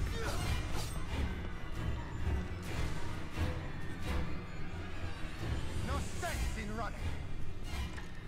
Says you. Composition. Philistine. Did I not get him? Must suffer. Okay. My heart. Halfway there. Jesus fucking Christ. Yeah, I'm like just gonna die. What's the point? I got like no health. You can't hide Just forever. kill me. Just kill me. Kill me, Stefano. Leave me. Kill me. Smoke. Smoke grenade. Smoke grenade. Wubba boo boo boo boo. Wubba lubba dub dub. Prepare to die. Kill me. Thank you.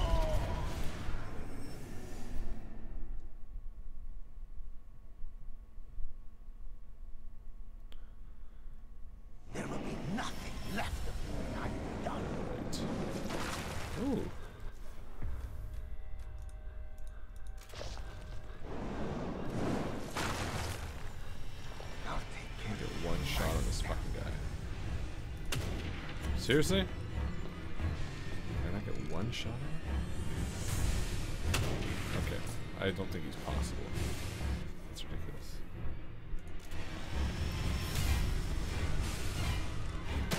Okay, it is possible.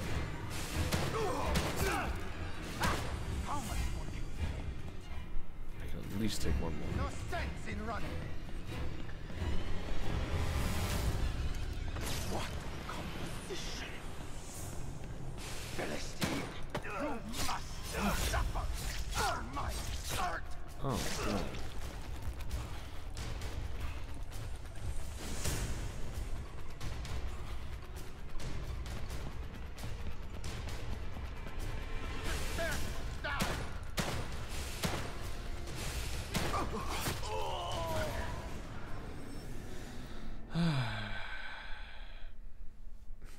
Little known fact, Stefano was Nightcrawler's stunt double in X-Men 2. Hilarious.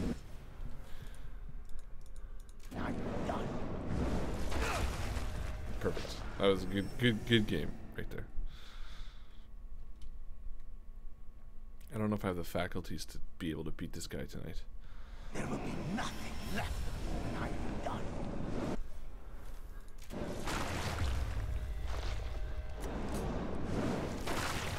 Where are you, Stefano? Nice. Give me your blood. No, I wanna. Ha ha ha. No sense in running. Says the guy I'm running from. What composition? You can't hide forever. Bleed for me. I don't want to bleed for you. Oh no! Oh, wow.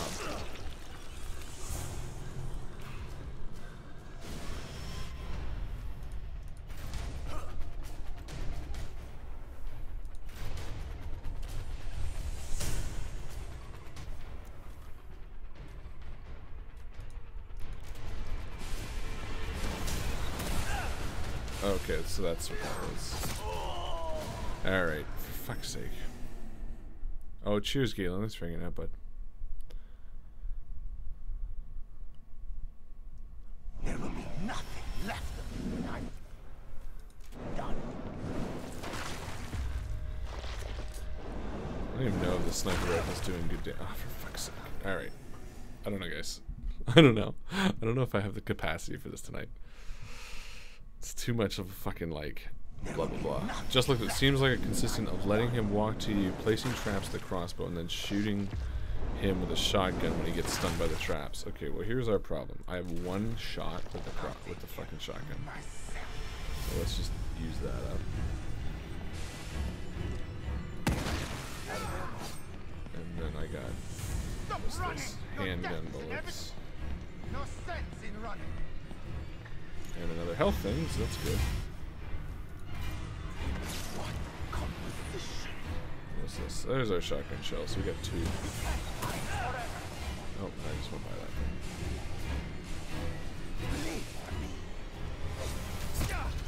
Fuck's sake. Philistine.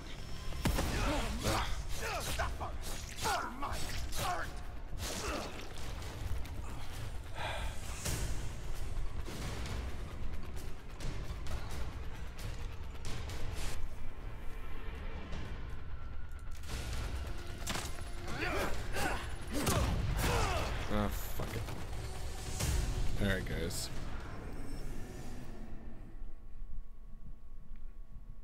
I think I'm getting sick.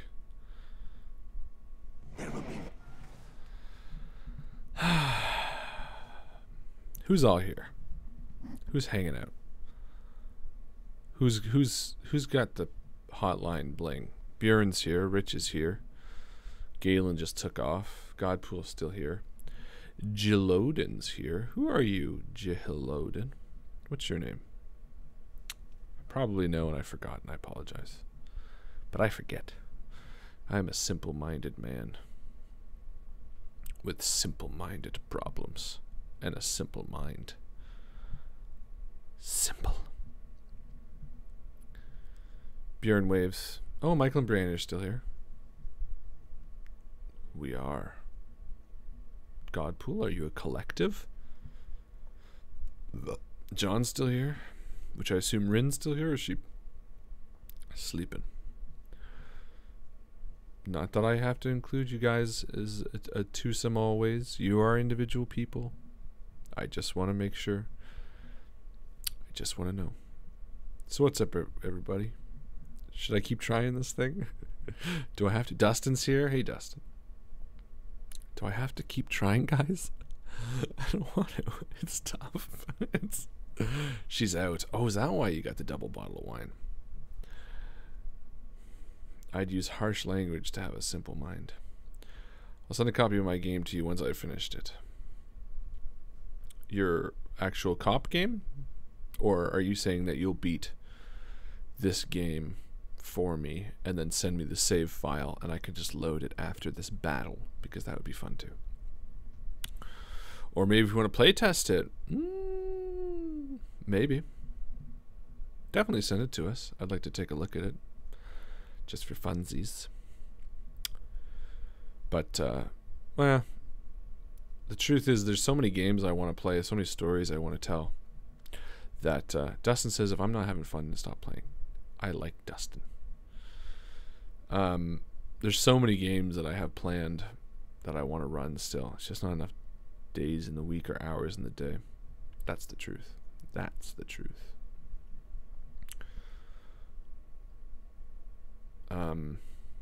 But you can still send it to us. Take a look at it. I'd love to. I'd say you've done enough. I think you can throw it in the garbage with a clean conscience. I'm not giving up entirely. I need enough. It's enough for today.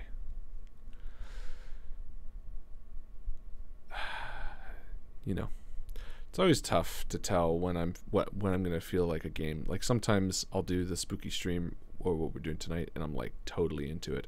And tonight I'm very much into hanging out with you guys, but I'm totally not into like playing this fucking game. It's not even frustrating enough. It's not like it's like anger inducing, you know? It's not like I'm sitting here being like, fuck, hate this fucking game. It's just so, it's like blasé. I'm apathetic towards it, which is like the worst feeling. Because it's like you're not heated enough to be angry about it. And you're not you know, excited enough to be playing it. You're just sort of right in that middle zone. Sometimes it's easier to be angry or hate something. You know what I mean? Because at least you have a side. Sometimes it's easier to be like, yeah, fuck, I fucking hate this, or I'm really pissed off at this. Because then you can take that feeling, you could run with that feeling, you could absorb that feeling, you can utilize that feeling, you can encapsulate that feeling, or you can combat that feeling. I would almost rather hate this game than feel apathetic towards it. Because when you're in the middle, when you're sort of just floating listlessly in the middle, you don't love it, you don't hate it, that's the toughest, because you're indecisive, you know? With anything, you know? I would rather hate a fucking meal I'm eating or love a meal I'm eating than just kind of be like, eh, you know? I'd rather be stuffed or I'd rather be starving. If I'm just comfortable, I don't know whether I want to keep eating it or stop. That's not, I don't have the capacity to decide on my own. I want to have the ability, I want to have the reaction. And I think it comes with like decisiveness. You know, having that sort of, and a lot of people claim to be decisive, or, you know, they'll be one way or another about something. But I think that's more how they feel about the thing they're talking about. You know what I mean? You have somebody who is someone who makes choices, you know, the right and the wrong, or good and bad, or whatever the case may be. They're making those choices because I think more often than not, it's because they have an opinion on what they're dealing with. It's the people who don't have the opinion that are tough to make the choices. The people who are apathetic about it. And that's not a bad thing necessarily. You know, it's sort of like when, you know, you can't decide what you want for dinner. It's like, well, what do you want for dinner? Oh, I don't really know. Just because you don't really care, you know. But if you're like, oh my God, I could totally go for this, then you make a choice about it. If you're apathetic about what you're eating or what you're going to be eating tonight, then that leads to that indecisiveness. Whereas if you're totally craving something, then, you know, that's basically where it goes. So, in summation, I don't hate this game. Don't love this game. I don't care about this game, which is why I can't tell whether I should stop playing it or continue playing it. But I will continue playing it because I am a completionist. Probably not tonight. Tonight we're going to get into the deep part of the stream. Tonight we're going to talk about the goods and bads, the happies and sads. Because, you know, we all get happy and sad. And it's good. A lot of people get bummed out in the wintertime. Up here in Canada especially. Days are shorter, darker, longer.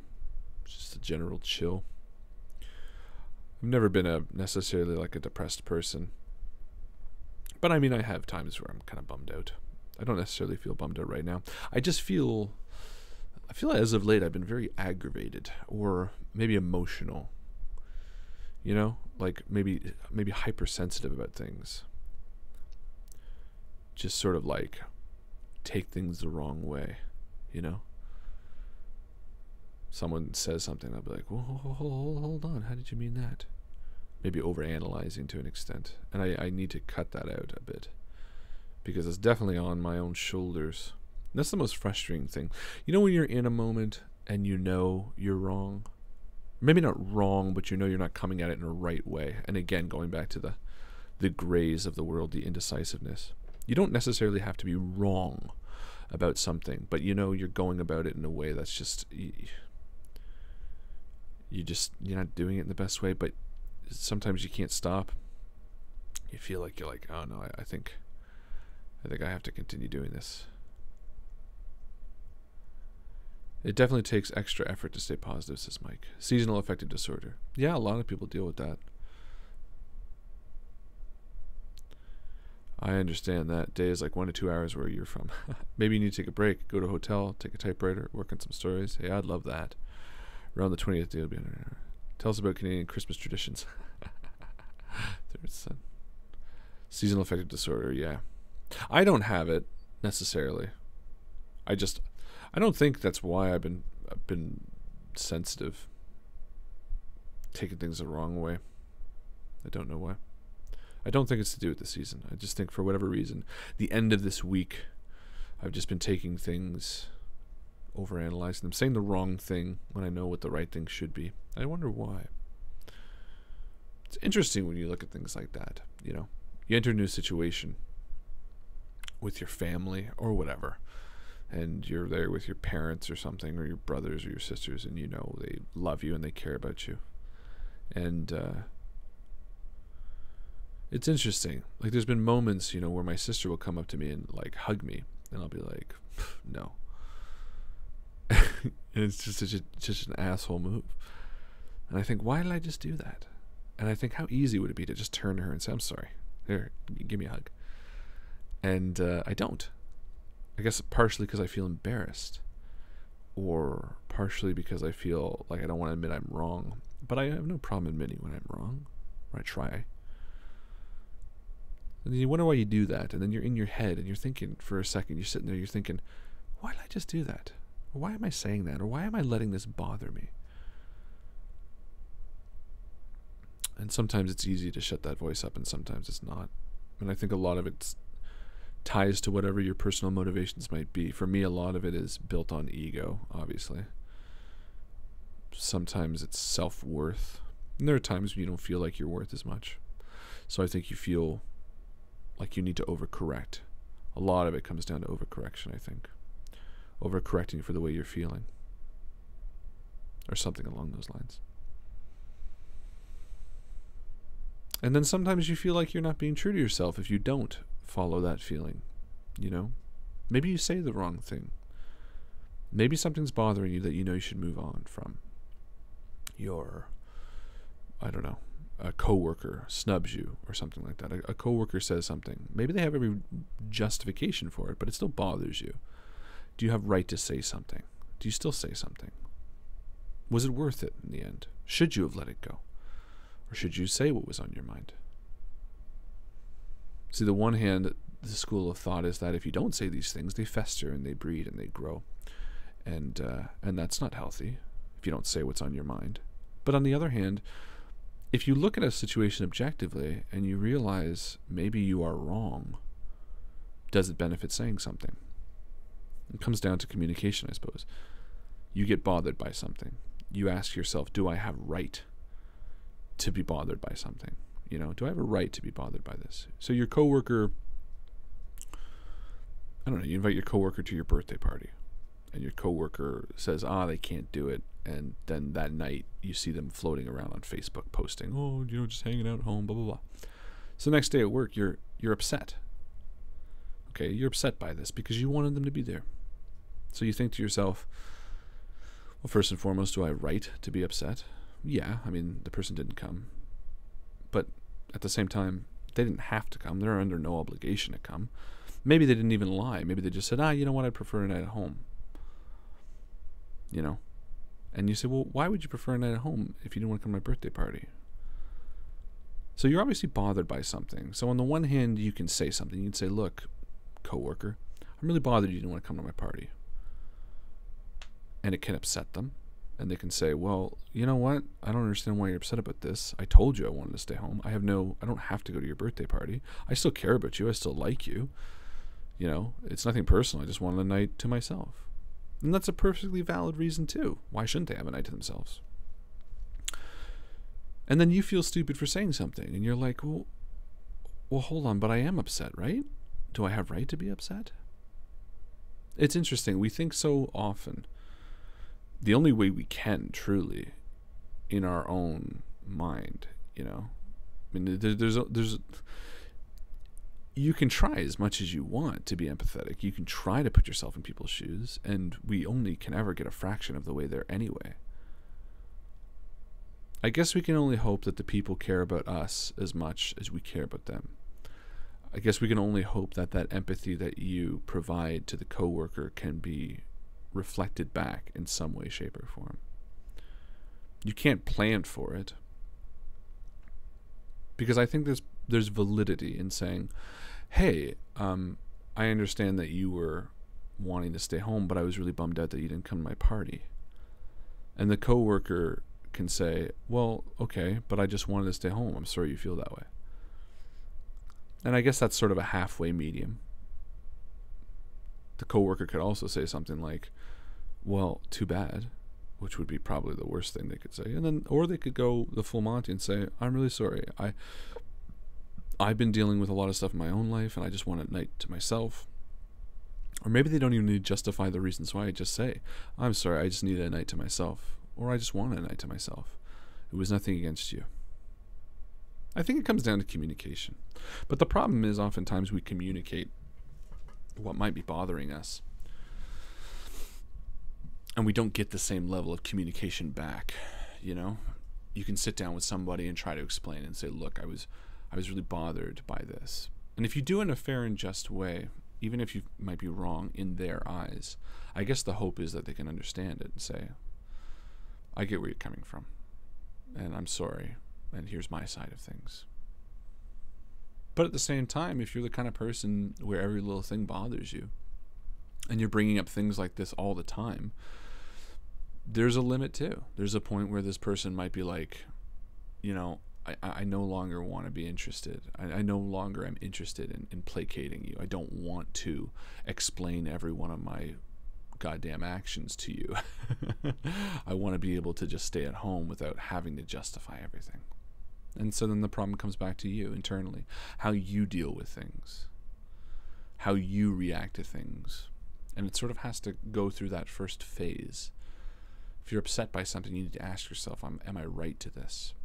It becomes a problem when you don't have enough time to yourself.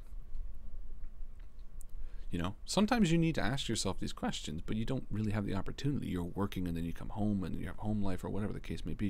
And sometimes you need a moment to stand and look at yourself in the mirror and ask yourself the question out loud and say, is this something that I'm okay to be bothered by? And without having that moment to reflect, maybe your impulse is to just run on about it. And I think that's sort of an important point too. As Mike said, me time is very important. You got to take time to recharge and recover. And I think that goes with many aspects. The way you feel about things too. You need to sort of first internally reflect on them and think about them and say, is this something that I have right to be upset about? Is this something I am even upset about? Is this something that's bothering me? So hopefully we get the time to do that before making judgment calls and speaking to the coworker the minute they come in.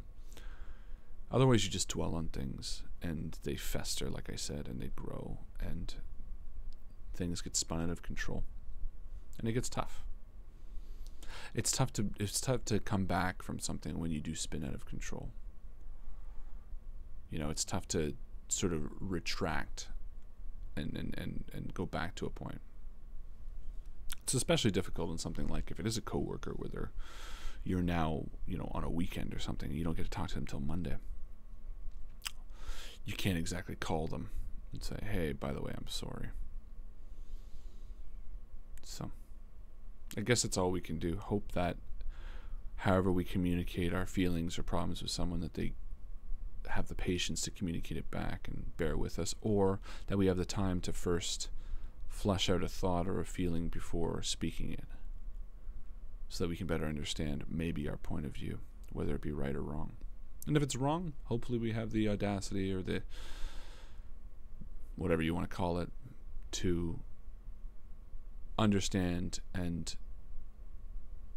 maybe swallow it, you know. Maybe say, maybe I am wrong in this. Maybe this is something I'm being overly sensitive about. I just get really tired in the winter. We still love you, Harlan. Thank you. This is not about me. I'm just pontificating. And my example is not a real example. It's a real example in the sense of things, you know, when you get emotionally upset about something and the sensitivity. But since I broke up with my ex, I've always felt a bit off. Just feel like something is missing. Motivation isn't the same. It's weird because I had a whole lot of inspiration before all that happened. What I've learned is that you kind of have to take all this stuff in stride. You need to figure out what you need when it happens. Stuff is hard, but that's why people around us. We're still in army time. Absolutely. Yeah, what I'm speaking more is, again, not in a literal example, just in general. I definitely do feel sensitive this week. I think it's just because the work stresses and home stresses and things like that, and they come from twofold, and when they meet in the middle, there tends to be a bit of splashback. But none of it is unsolvable, you know. Time festers thoughtfulness, whether negative or positive, mostly negative. It's true. I have a real issue with leaving things unperfected, you know. If I have an argument or a disagreement with someone, I really need to set it right before resting my head or going to bed. And it's not necessarily that I need to be right. I just, if I feel off in a way, it does fester and it does grow stronger. And I find time in is the same as time out. If you spend an hour pissed off at somebody and you make up, it takes me an hour to sort of get over it, which seems weird, but that's just the way I work, or at least I feel like that way. So if I sleep on something the entire night and I'm really upset about it, you know, it takes the next day to sort of get over it. Unless there's like an absolute, unless there's a logical solution, you know. If someone took $20 from me and I was pissed off about it, and the next morning they said, oh, I'm so sorry, I didn't mean to do this, here's the 20 back, then yeah, of course it ends quickly. But most of the time, these things that fester, they're not simple solutions. They're not cut and dry problems that have, you know, whatever. Closure. Yeah, exactly. Having closure or an amicable resolution so that both parties feel better. And that's really where it comes down to, resolution. We all want resolution from conflict. But conflict is necessary sometimes too. And it's tough, especially when someone is emotional, overly emotional, or sensitive about something. It's tough. There's only so much that you can do when you're trying to, you know, be there for someone, and eventually you get stretched thin as well. So that first line of defense we have is our own psyche. That first line of defense is our own thoughts that say, all right, is this worth being upset about? Is this something I can get over?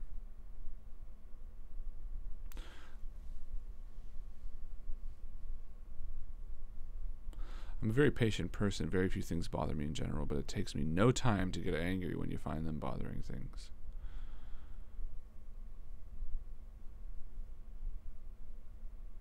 Yeah. It's interesting. But we're all humans, right? Oops. Minus the aliens that are hiding out within the crowd. It's all human. They're all human emotions. We need to give ourselves a break. I think that's the takeaway, actually. You know what? I'm changing it. That's the takeaway. We need to give ourselves a fucking break. Okay? Look, we're going to have problems. We all have problems. We all have up days and down days. Some of our down days last a lot longer than our up days. Some of our up days last permanently. And I feel good. This isn't a reflection on anything that I'm going through personally. I'm just, again, prattling on into the evening. And this goes for people that I've spoken to here listening individually and in collective and all the other spooky game nights. We need to give ourselves a break. All of us. We're all humans. We're all doing our best. None of you are bad people. We do what we think is right. We try to be kind. We try to be thoughtful. We try to be caring.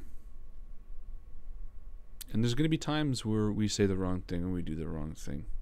And I guess the best we can hope for is to right that wrong at some point. I remember in high school, you know, picking on people. Not in a cliche high school bully way where I would like corner a kid and say, hey, give me your lunch money. But I mean, I'm an intimidating guy. I have a booming voice. And I remember there was one kid, Adam, who was in musical theater with me, and I gave him a tough time. I mean, you were kids, and you know, I remember he was very flamboyant, and I, you know, made fun of him for it because I'm an asshole. And it was also 15 years ago or 12 years ago or something. And I thought about it a few years ago, and I thought about how that might have been and how I was perceived and how he might have taken it. And I felt bad about it. So I did something about it. I messaged him. I found him on Facebook. And it was weird because I basically just added this guy who had known me from 10 years ago or something, or 8 years ago. And I said, hey, Adam, you know, it's Harlan. Just, did I bully you in high school? And if I did, I'm so sorry. And it was a weird conversation because he said no, he didn't think that I did, but he appreciated the apology nonetheless. So either I did and he didn't want to admit it, or I really didn't, but either way. And I guess at the end of the conversation, I kind of realized that while it was good to take a step, I don't regret it, and anyone else I felt like I had wronged, I had messaged as well. I guess I also realized that we need to give ourselves a break as well. That these things that I was dwelling on, that I was thinking about for a long time, didn't affect the person that I thought they would in the same way. And I guess it goes both ways. I mean, sometimes you talk to these people, you know, and they're totally affected by it. Sometimes they're not. I think you have to do what you think is right. But at the end of the day, you know, we're human. If you're doing good, you can try. I had a kid in elementary school message me 12 years later, my bully, and apologize out of the blue, and it meant the world. Strange, but again, closure felt good. Well, there you go. It was good of you to reach out to Adam. It's interesting. I wonder how many people do that. I wonder how many people reach out and say something. Maybe more should, maybe it's not necessary. I don't know. I mean, obviously, from the bully perspective, saying give yourself a break isn't probably the nicest thing, but I guess it's more just like understanding that in the end, your actions that you might have done 10 years ago, so long as they're different than from your current actions, are it's okay to kind of to excuse things that you've done. So you might say the wrong thing, you might be too harsh, you might overthink about what you're saying to somebody. Guilt is a hell of a mistress. Yeah. It's interesting. I don't even know if it was guilt, really. It was sort of a realization, I guess. Like, it was kind of like, I don't know what it was. I also messaged this other person, a girl that I didn't bully. Actually, she was a friend of mine. She had asked me out when we were in like grade 6. And I said the worst thing I possibly could have said, which was basically no. But, and then afterwards, we drifted apart. And I felt really bad about that. And I messaged her as well. And she had forgotten as well. And I apologized for it too. Again, you're a kid, but I don't know. I don't know whether my point now is to let yourself... No, it is. No, I got to go back to that. My cases were maybe separate because ultimately, at the end of the day, I felt obligated to do it. But even if you don't, and as terrible as that sounds, because you might have been a bully, maybe you should say you're sorry. But at the end of the day, yeah, you're still human. You still need to give yourself a break. Everybody, give yourself a break. Let yourself feel good about something. Overanalyzing situations, overanalyzing how people react to you. It's really tough if you're being hard on yourself first and foremost.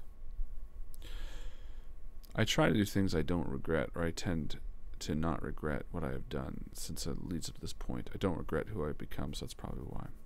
And I don't either, and I don't regret what I said to Adam. I went back to apologize because I think it was wrong. But I mean, regret is such a funny word. It makes me think that, you know, if every choice I took led me to this spot, then they were right choices. So, you know, spoke about this with my coworker 20 years, my senior. He said it only takes one action to make a positive impact and many, many, many to undo a negative. In the moment, it's so freaking hard. It really is. It's tough. And I guess this goes back to what I was saying about having that first line of defense. You know, if something bothers you, you know, if you're taking an action, if you're doing something, if you're bringing up something that bothers you, whatever the case might be, you know, it always goes through your brain first, and you have that opportunity to kind of say, yeah, maybe this shouldn't bother me. So in the end, in conclusion, what are we talking about? We're talking about, at least this is me personally, things that bother you, things that are on your mind, whether right or wrong. And things that are bothering me right now, are they right or are they wrong? They're right in a way, but they're wrong in a way too. What's bothering me right now is something that is right and wrong. It's right to be bothering me, and it's wrong to have bothered me. So, moving forward with my coworker, whatever the case might be, the question I have presented is whether I give myself a break and understand that I'm human and I'm going to feel these things and apologize and say, look, this is just the way it is. Or accept them and own them and hope that I can get my coworker to feel the same way I do.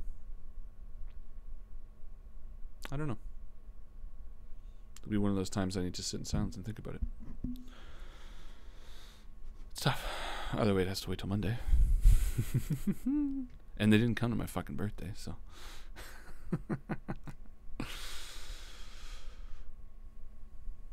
I always try to tackle my problems head on as soon as I feel like I should. Help me deal with them in a way that I'm satisfied with. And that's good.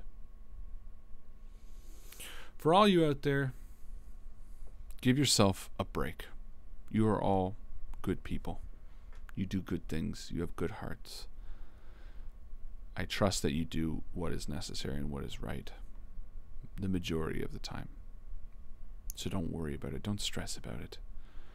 Everything is going to be all right in the end, and that's the truth. Whatever it ends up being, it's going to be all right. I think we all know that. Anyway, that is it for me. I could go on, but don't think much new ground is going to be covered. We'll just have late night Harlan rambling sessions every weekend. Even if I'm not streaming, I'll just come on for half an hour and just talk about nonsense. Get my own head on right. Because there's so much more. I feel so unmotivated lately, and I want to motivate myself more. There's so much I want to be doing for Invictus too. But, you know, it's tough. And it's really not, I mean, for me, and I'm not discounting it at all. I mean, it's not depression or sad or seasonal awareness disorder for me. Probably just laziness more than anything else. It's just like, you know, stuff I need to get motivated again. I think I need to get my, you know, my confidence up. I think we all do. Confidence is a big factor for me. Get my self-conscious mind out of the way.